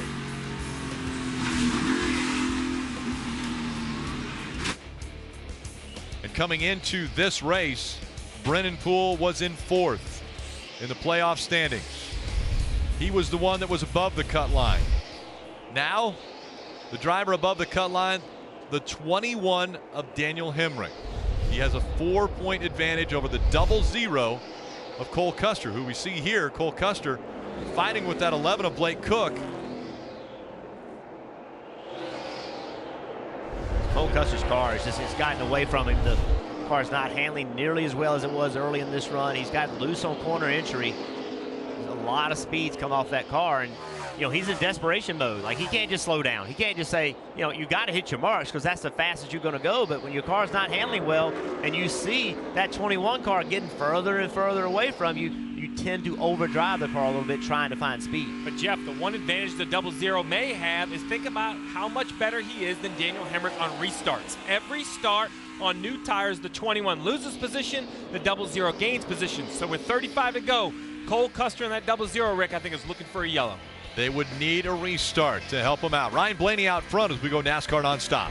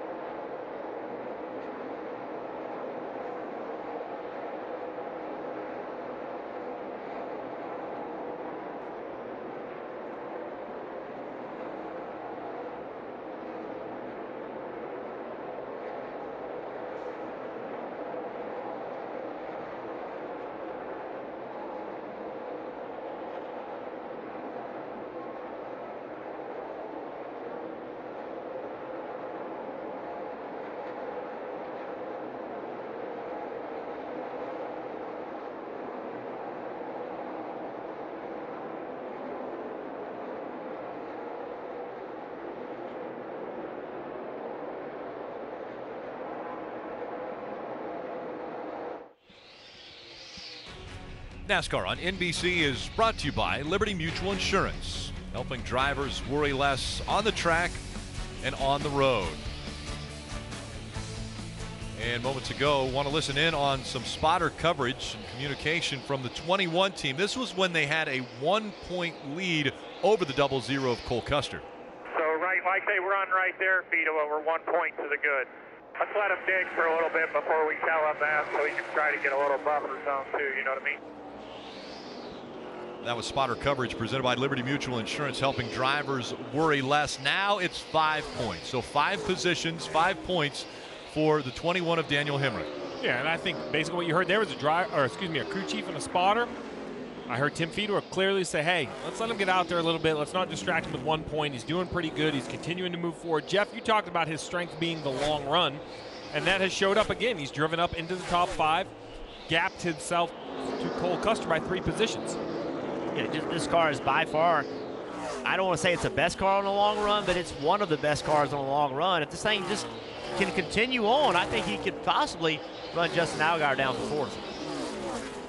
2 Cup drivers running up front in Ryan Blaney and Eric Jones. Dave, Ryan Blaney now with a 2-second lead. And it's been a good Xfinity Series season for him, for Roger Penske. 2 wins on the season, but we mentioned the second places earlier 6 times this year. 1 was last week, 1 was at Phoenix right here in March. So he's hoping to keep that lead now. They tried to not affect the long run speed on the last adjustment. He can make it to the end on fuel. He's got almost a 2-second lead, Marty. Dave, Eric Jones drives for Joe Gibbs, and he would love to get in the victory lane. In fact, that's what you just talked about a second ago. Eric's tired of finishing second this year. He's had 4 second-place finishes to this guy, Ryan Blaney, and he's hoping he can get up there and pass that 22 car. In fact, the last 2 weeks, he's finished second. If it holds where it is right now, riding on board on that helmet cam, he said the car just is too tight. The front tires need to work better for him to get up to that 22. But Jeff, I'm sure you've had a driver you are tired of finishing second too. I can tell you, Eric Jones tired of finishing second to Ryan Blaney. It gets old with the same guy, you know, beating you, and you feel like you're doing everything you can do, and you just can't find a way. So, you know, if we did get that late race restart and these 2 started on the front row, you can see Eric Jones be very aggressive. Take a look at today's Toyota driver update, where they're running. Again, Matt Tifft, a part of the playoffs, but Tifft right now on the outside of the championship 4. He currently sits in 6th in that point battle. Tifft running 13th on the racetrack. The 7 of Justin Allgaier now has officially clinched.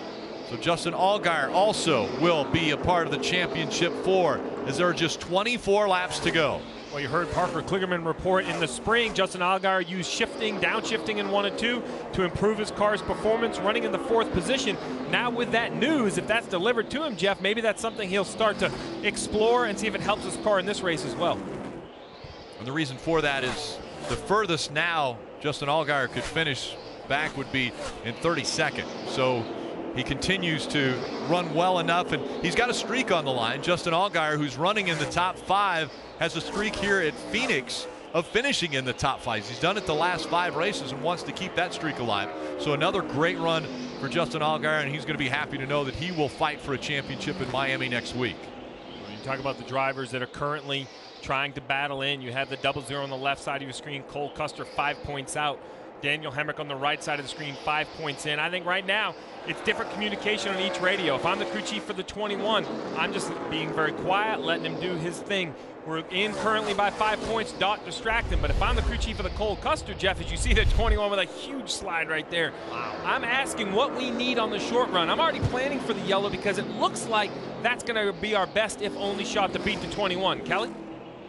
Well, a little bit ago, Steve, we heard the communication between the 21 crew chief and spotter debating when to tell Daniel that he's now to the good side on that playoff leaderboard. Well, they finally let him in on the news just a couple of laps ago. Have a listen. All right, man, you're doing great right now. You're P4 in the points. You just got to finish ahead of that 00, man. So that was the first time all race that I had heard them talk points or any playoff position with Daniel Hemrick. And he now knows he's got to stay in that 00. We got a yellow. Caution's out. Brendan gone into the wall. That means a restart. And it also means these teams will come to pit road. And who knows what could happen with their pit crews. First thing they have to do is decide to pit or not. The second thing they're going to have to figure out is if you do pit, how many are you going to take? And then after all that, Rick, just get all the adjustments right and things should go your way. I mean, is that really that complicated? I would think, for Custer, it's a no-brainer. If I'm Cole Custer, I'm coming to pit road. Our car is not as good as Daniel Hemrick, so I have to come and try to make repairs as we take a look at what happened in 62, Jeff. You see, he's way up the racetrack. He's been pushing that groove higher and higher and higher, and some sort of a problem. That thing just did not turn. Big impact. So as I was saying, the 21 of Daniel Hemrick, I think, has the toughest decision. I believe they need to come to pit road. Tires have been worth some speed. Cole Custer, it's a definite decision because he's beat by Daniel Hemrick on the racetrack currently. And then Matt Tifft, who really hasn't shown anything to compete with these two, does he just say, to heck with it and stay on the racetrack and hope it falls his way? That might be his only shot. Why that might doom his finish today, it also might be the only way this 19 beats the 21 of Hemrick and the 00 of Custer. So the pressure will be on the crew chiefs for a decision and then the pit crews for execution. Remember, Ryan Newman won this race in the spring in the Cup car by staying out on the racetrack. He did not pit. Some people did 2, some people did 4. Fastest car on the racetrack did 4 and never found his way back up to the front. But, you know, if I'm the 21 car, I'm assuming the 00 is going to pit, and I just pit. I match serve. I say, all right, that's the team I got to beat. I'm going to get on pit road. I've had good pit stops all day. And look, new tires are better. They're just better. I think you have to pit. I agree with that decision. But if you pit, Jeff, you better make some adjustments because this 21 has not been the best car in restarts. No, he is not. We've seen him really good on long runs, but just giving up spot after spot on these restarts. And question is, Steve, what can you do? You can see how many spots he's given up on restarts other than putting air pressure in the tires. I think he's too loose. I've heard him say he's too loose. You just got to try to tighten that thing up and blow the airs up in the tires. That's all you can do. Air in the tires, track bar down, wedge in the car. There's adjustments you can make. Come and do 2. Now, tires. 2 tires is a unique idea. If I'm Custer and I'm hearing that, my car's getting 4. That's the chance to outrun him, a fresh left rear tire. And the other thing about 2 tires behave differently than 4 tires. What kind of adjustment do you make only doing 2 versus 4? Currently, 17 cars on the lead lap. Spencer Gallagher will get the free pass. Kelly.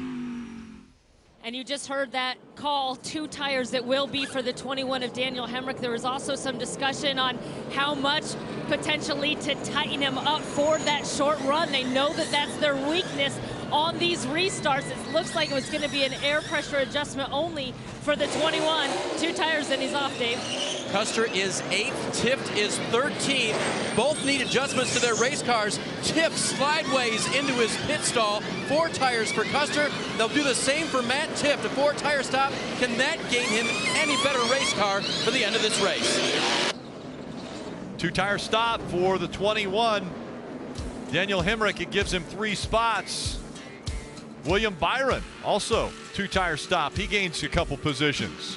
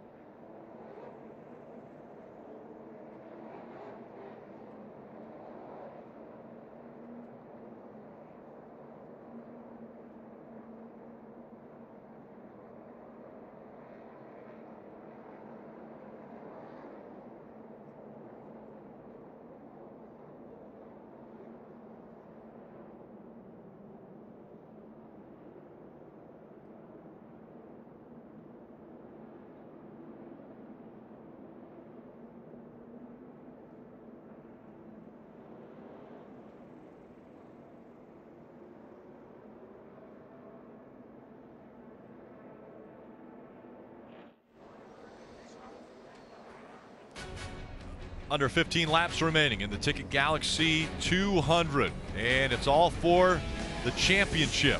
That's next Saturday on NBCSN. An Xfinity Series champion will be crowned. That race coverage begins at 3:30 p.m. Eastern. Marty.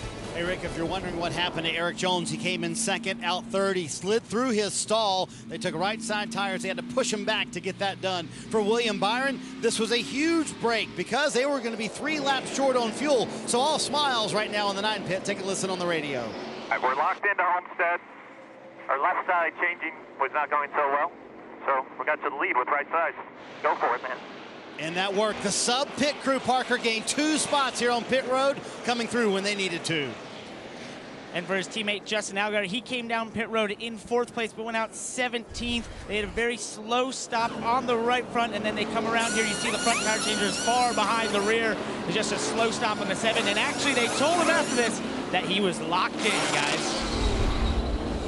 All right, that's the problem for the 7, but the 21 of Daniel Hemrick will start on the front row with 2 fresh tires. The concern, though, Jeff, The 00 of Cole Custer has 4 fresh tires back in 6th. Well, William Byron's on 2 tires also. Hemrick needs to clear Byron if he can. Eric Jones on 2 tires. The outside row, Blaney on 4 and Custer on 4. Casey Mears has 2 in 5th. Guys, don't forget the 2 best cars on the track are starting in the 2nd row behind Daniel Hemrick. They're going to be firing to get by him as they come out of turn number 4.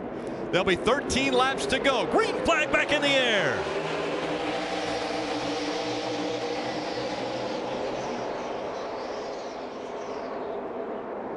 Eric Jones all over the back bumper of that 21.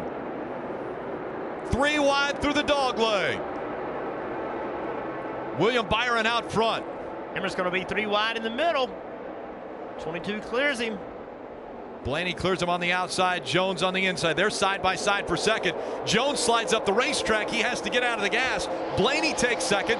Now the 21 of Hemrick. Looking at the inside of Jones for that position.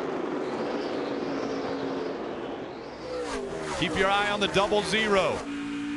Cole Custer going down inside the dog leg. Those 2 fighting for the final spot. The championship 4. Cole Custer working to the inside now. And you just see those 4 tires allows him to get in the throttle, even on the flat of the apron off turn 4. Now he's got to push the issue into 1. The 21 is going to try to defend. Wow, he cut right down in front of the 00 of Hemrick. Very tight, but as that battle's gone on, this 11 car has caught him. If Hemrick gets past and the 11 gets by him as well, that could be the difference in a chance for a championship. Remember what Cole Custer said earlier. On a cut race, I do about anything. Now let's see what he'll do. He's in front of the 21. That's going to be a 2-point switch for Cole Custer. He's going to be 1 point back still of the 21. Now, if Hemrick can hold that position and stay with the 00, he would have a 1-point advantage.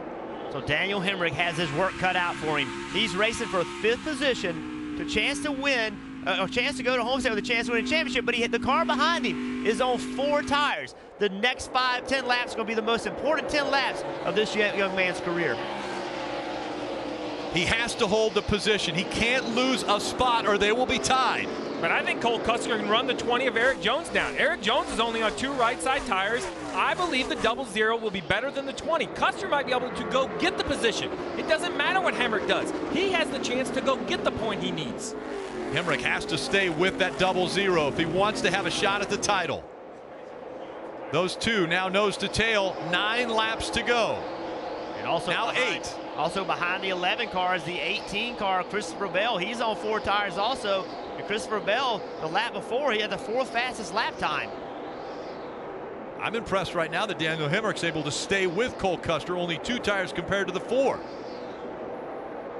And we saw Daniel Hemrick not have great restarts as far as not being able to stay up in those positions. Well, he's doing it now. He wants to be a part of that championship fight. He's doing everything he can behind the wheel. And now that there's a few laps on the tires, the 21 actually seems to be equaling out and gaining back on the 00, at least stop the losing. Under 7 laps to go. 7 laps to go, and Christopher Bell has got by Blake Cook. That puts Christopher Bell behind Daniel Hemrick now. And don't lose sight of who's out front. William Byron leading this race in front of Ryan Blaney and Eric Jones. Daniel Hemrick actually ran the 4th fastest lap time that lap.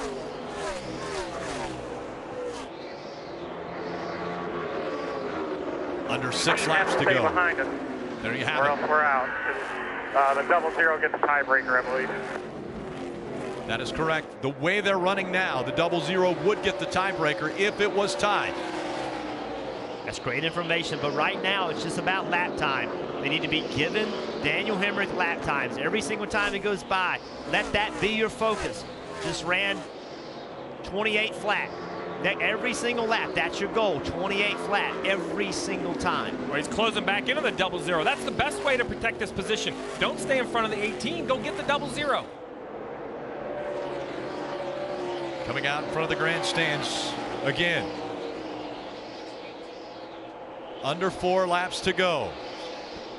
William Byron out front. Ryan Blaney, Eric Jones, 2nd and 3rd. And then a great battle for 4th. Custer and Hemrick. Christopher Bell is 0.2 a lap quicker right now.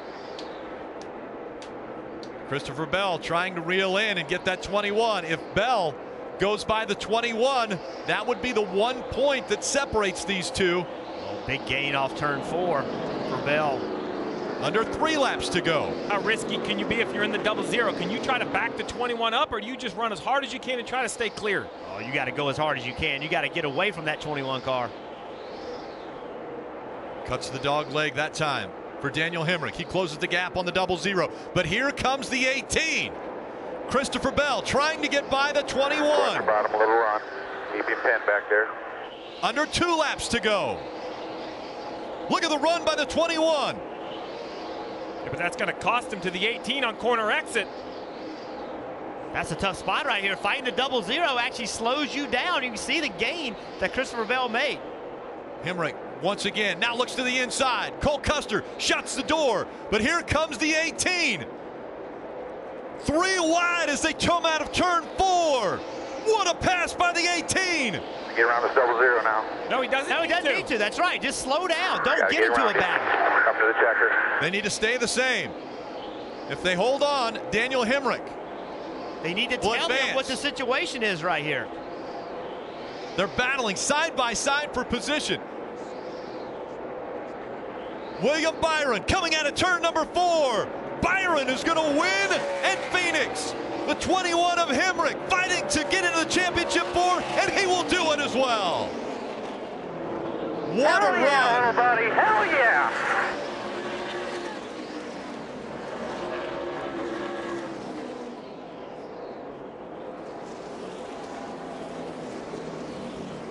The way to do it. There was the question out there. If the pit crews could You perform. are a wheel man. You're my hero, buddy. You did an awesome job all day. Great job, pit crew. Great job, everybody, man. That's awesome. William Go Byron, there, Daniel. pit crew, gave him 2 tires, almost ran into the back of the car there coming to pit road. I guess he's pretty excited about making the championship 4. But William Byron. Burn him down, my man. Pit crew gives him 2 fresh right side tires. He takes advantage of it. That track position, stays up front and wins the race. 4th win this season. And William Byron, a championship opportunity taken away from him a year ago. It's right in front of him now.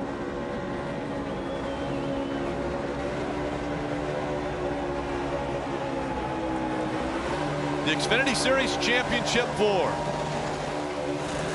Elliott Sadler, Justin Allgaier, William Byron, and Daniel Hemrick.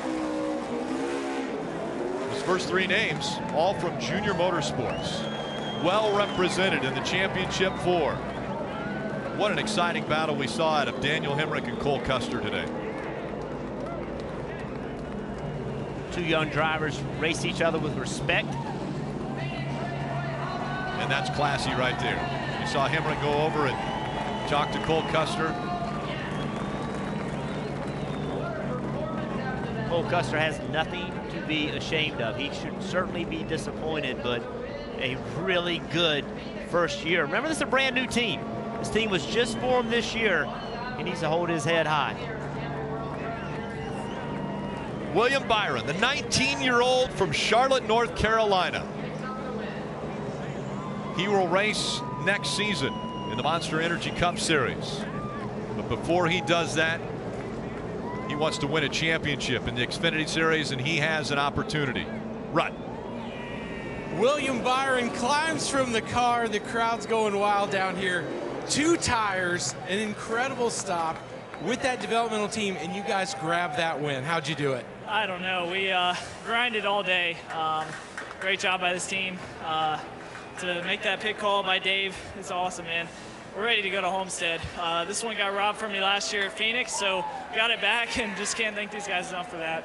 Awesome job. With that truck race last year you're talking about, when it comes down, they're about to wave that green flag. Is that stuff going through your mind when you're thinking, man, this can't happen twice to me? Yeah, a little bit. You know, you're kind of focused on your day, and best defense is offense, so you got to be aggressive, and that's what we were today. So we just got to do that one more week, and we'll end up pretty good. What do you want to say to these great fans out here? They're awesome. Thank you, everybody. Great to get a win here at Phoenix. It's one of my favorite racetracks, so thank you guys. Congratulations, buddy. We'll see you in victory lane. Kelly? Daniel Hemrick will be racing for a championship 1 week from now in Miami. Daniel, what were those closing laps like, fighting the 0-0 for position on track and in the championship? That's what the playoffs is all about. So intense, man. I'm so proud of all these guys. Awesome pit stops all day. Kept us with a little bit of faith in our souls the rest of the race. Gave us track position. We struggled taking off, but taking 2 tires over the end was just enough what we needed to be able to fire off with a little bit more speed. It got a little nerve-wracking there once the 18 called us, and I knew kind of what we needed to do with the 0-0, and the 18 had such a big run. I just had to make sure that if he was going to pass me, he needed to pass both of us, and fortunately it worked out that way. Awesome time racing with Cole all year, all these guys. Had a ton of fun. Hopefully the fans enjoyed the show. So proud, like I said, so proud of everybody on the Smoky Mountain Herbal Snuff Chevrolet. This is what it's all about, coming to these moments and rising up. So, like I said, the faith in these guys, they believe. We've been through a lot as a group. Hopefully everybody at home enjoyed it on their Xfinity X1 app, and we're to race for championship. Yes, you do. Congratulations. Dave? Kelly, that was close. Cole Custer, how aware were you of what you had to do those last couple laps? I know I needed to beat him. I guess we needed to beat him by, there needed to be one buffer in between us to beat him, but we were all right all day. We just needed that much more, really, to really compete with the top 3 guys. And I don't know, it sucks. I mean, the short tracks weren't our strong suit all year, but the 1.5 miles were really good for our Haas Animation Mustang team. We just had a lot of bad luck this round with the first 2 races. I know Daniel had some bad luck too, but if we just didn't have those 2 flats, it would have, I think, really transferred in there. So it sucks, but I think, we were really fast at Homestead when we went and tested, so we'll try and win that race. Well, you came into the day 13 down. How happy are you that you battled so close? Yeah, I mean, it's good that we battled hard and we made up a lot of points and we did our jobs. I think we made the best of our day with what we had and everything. But overall, it doesn't. We're still not in the championship 4. But for a first-year team, we've came a long ways.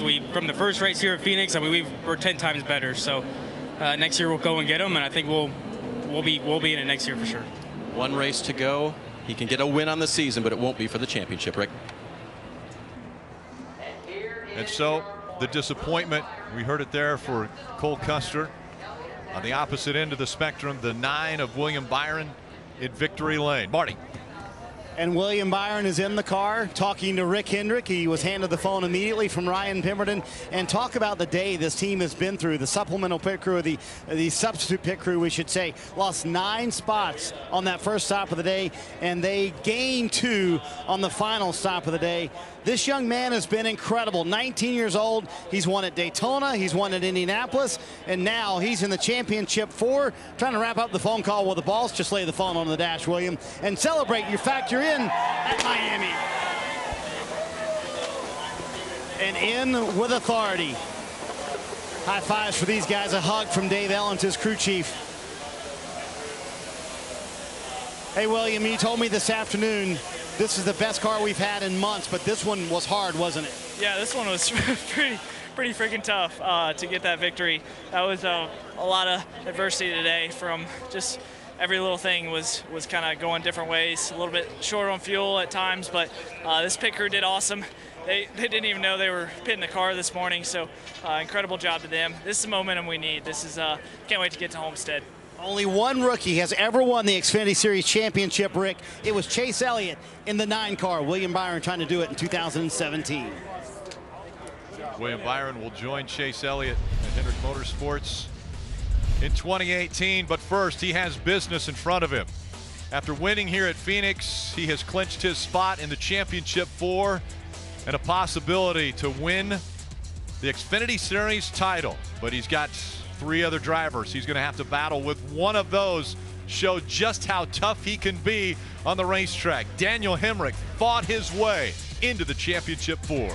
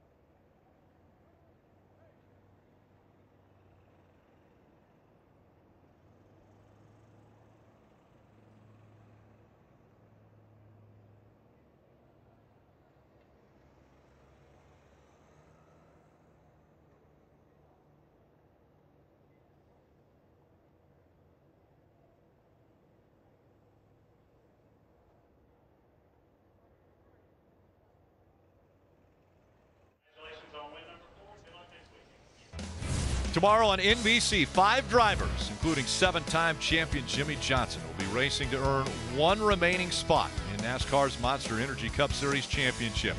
And race coverage from Phoenix begins at 2:30 p.m. Eastern.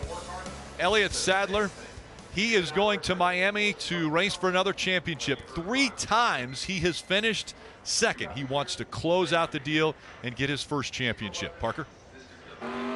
Elliott Sadler is into the championship 4, finishing 18th. Elliott, it seemed like a struggle all day for you guys. Just really did not have the handle on the race car. Even talking about maybe something was broken left front. Yeah, we missed it a little bit today. We tried some things not only for today, but also next year when we come back. But we had a lot of adversity to go through with my pit guys not making it here, and we threw together a bunch of new guys here to start the race, and they did exactly what they were supposed to do, and we did what we were supposed to do. It's all about making it to Homestead, and we've saved our best car for that race, and we like that track. And the last mile and a half we were on at Texas, we were very good. So we're going to bypass what we had here today with our Cessna Chevy and get ready for Homestead next week. That was going to be my next point. The last mile and a half we're at, you guys ran great at Texas. Do you have a confidence because of that going into Miami? Is there stuff you take from that to Miami? 100%. We got a lot of confidence. We saved our best for last, because for us it's championship or nothing. So my guys have been working on that car for a couple of weeks now, getting it ready, and it's close to the car we had at Texas, and that was very fast and good to drive. So we have high hopes, and just proud of everybody at Junior Motorsports. I mean, I have 3 out of the 4 teams going to Homestead for the championship. Says a lot for our team, our program, and the way our crew chiefs work together. So thanks, Dale and Kelly, for the opportunity they've given us, and one of us needs to go there and close the deal. Is it tough to race your teammates for a championship? I don't think so. We've all raced each other hard all year, and it might be a little different at Homestead, but we've all gave each other plenty of room and gave each other respect, and our crew chiefs, they work great together, and I don't see that any different going into Homestead next week. I think it's the reason we have 3 of the 4 teams in the championship chase, and I think we'll continue to work together all week and put our best foot forward and may the best man win. Congratulations. All right, thanks, Parker. Well, ultimately for Matt Tifft, 11th on the afternoon. Started out in such great position, Matt. What went wrong with the day? Well, it's kind of what we struggled with yesterday. Our short run speed was really good. We just could never get the car to last on long run speed. And once we lost the track position after the first run there, it just kept on getting worse and worse as the run would get on.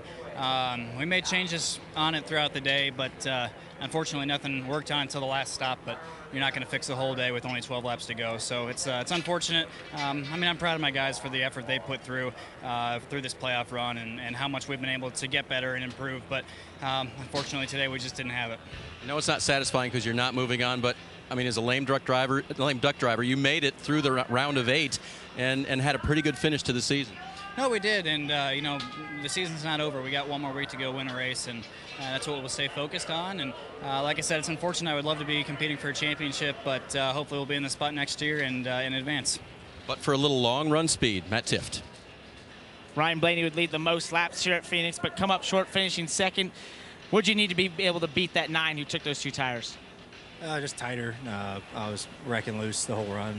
Thought it'd come to us, and it never did. And he was able to just get track position and drive away. So that stinks, having that good of a car and dominate like that, and then don't get the win that they deserve. But it's kind of how this year's gone with me in this car. But thanks Discount Tire, my last start this year for them. Wanted to get them a win in their home state, but just wasn't meant to be. But I can't thank the Penske Group enough for letting me drive it, and hopefully we learn a little bit from more. And you're on the pole tomorrow for the big battle in the Cup Series to make it to the Championship 4. What are you looking forward to tomorrow? Hopefully making it to the Championship 4. Exactly. Hopefully Byron Blaney can get to the Championship 4 in the Cup Series. Well, they mentioned it. That's the big thing now on his radar. He wants to be a part of the Championship 4. There's only one spot for 5 drivers. They'll be fighting for it. Ryan Blaney's one of them. And what do we expect to see tomorrow? More of what we saw here? Well, I think none of us could have predicted the early issue from Brendan Poole, the battle we saw coming to the line. I can't remember a race that was that good that I barely watched the leader. It was all about those guys back there fighting for about the 5th position. And when you look at the playoff leaderboard at the Cup Series, Brad Keselowski, he's also, much like Brendan Poole, starting outside the top 15, starting 16th, while Hamlin, Blaney, and Chase Elliott are all starting much higher. So I expect Hamlin and Blaney to put the pressure on early. And I think the thing that these drivers and owners and crew members fear the most is something happening out of your control, getting into a wreck, having a problem, a mechanical issue. that puts you in a situation where you can't move forward. A straight-up race, this is going to be a fascinating race. Brad Keselowski and Ryan Blaney did not show race-winning speed by any means, but Jimmy Johnson down there in 8th, his car looked very, very fast. He has to win. Chase Elliott has to win. How many times did Chase Elliott come so close to winning, and it hasn't happened? If it were to happen on Sunday, you're talking about a career-defining win, that would be it. So just so much on the line. Pit stops, track position, restarts, any small mistake could keep you from having a chance to win a championship. It's interesting you use the word career-defining win, and it would be his first. But your first win define your career. Yeah, but this early in his career, he's given himself that opportunity. He has put himself on that stage. He has made it to the round of 8.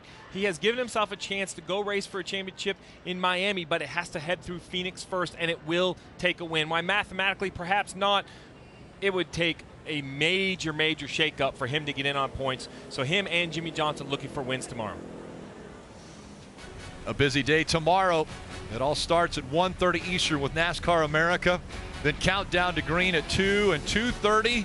It's the Monster Energy Series racing from Phoenix. That's all on NBC. You won't want to miss it. It will determine the championship 4. So make sure to join us tomorrow on NBC for the Monster Energy Cup Series racing from Phoenix. Again, that starts at 2:30 for race coverage. Coming up on NBC, it's local news except on the West Coast.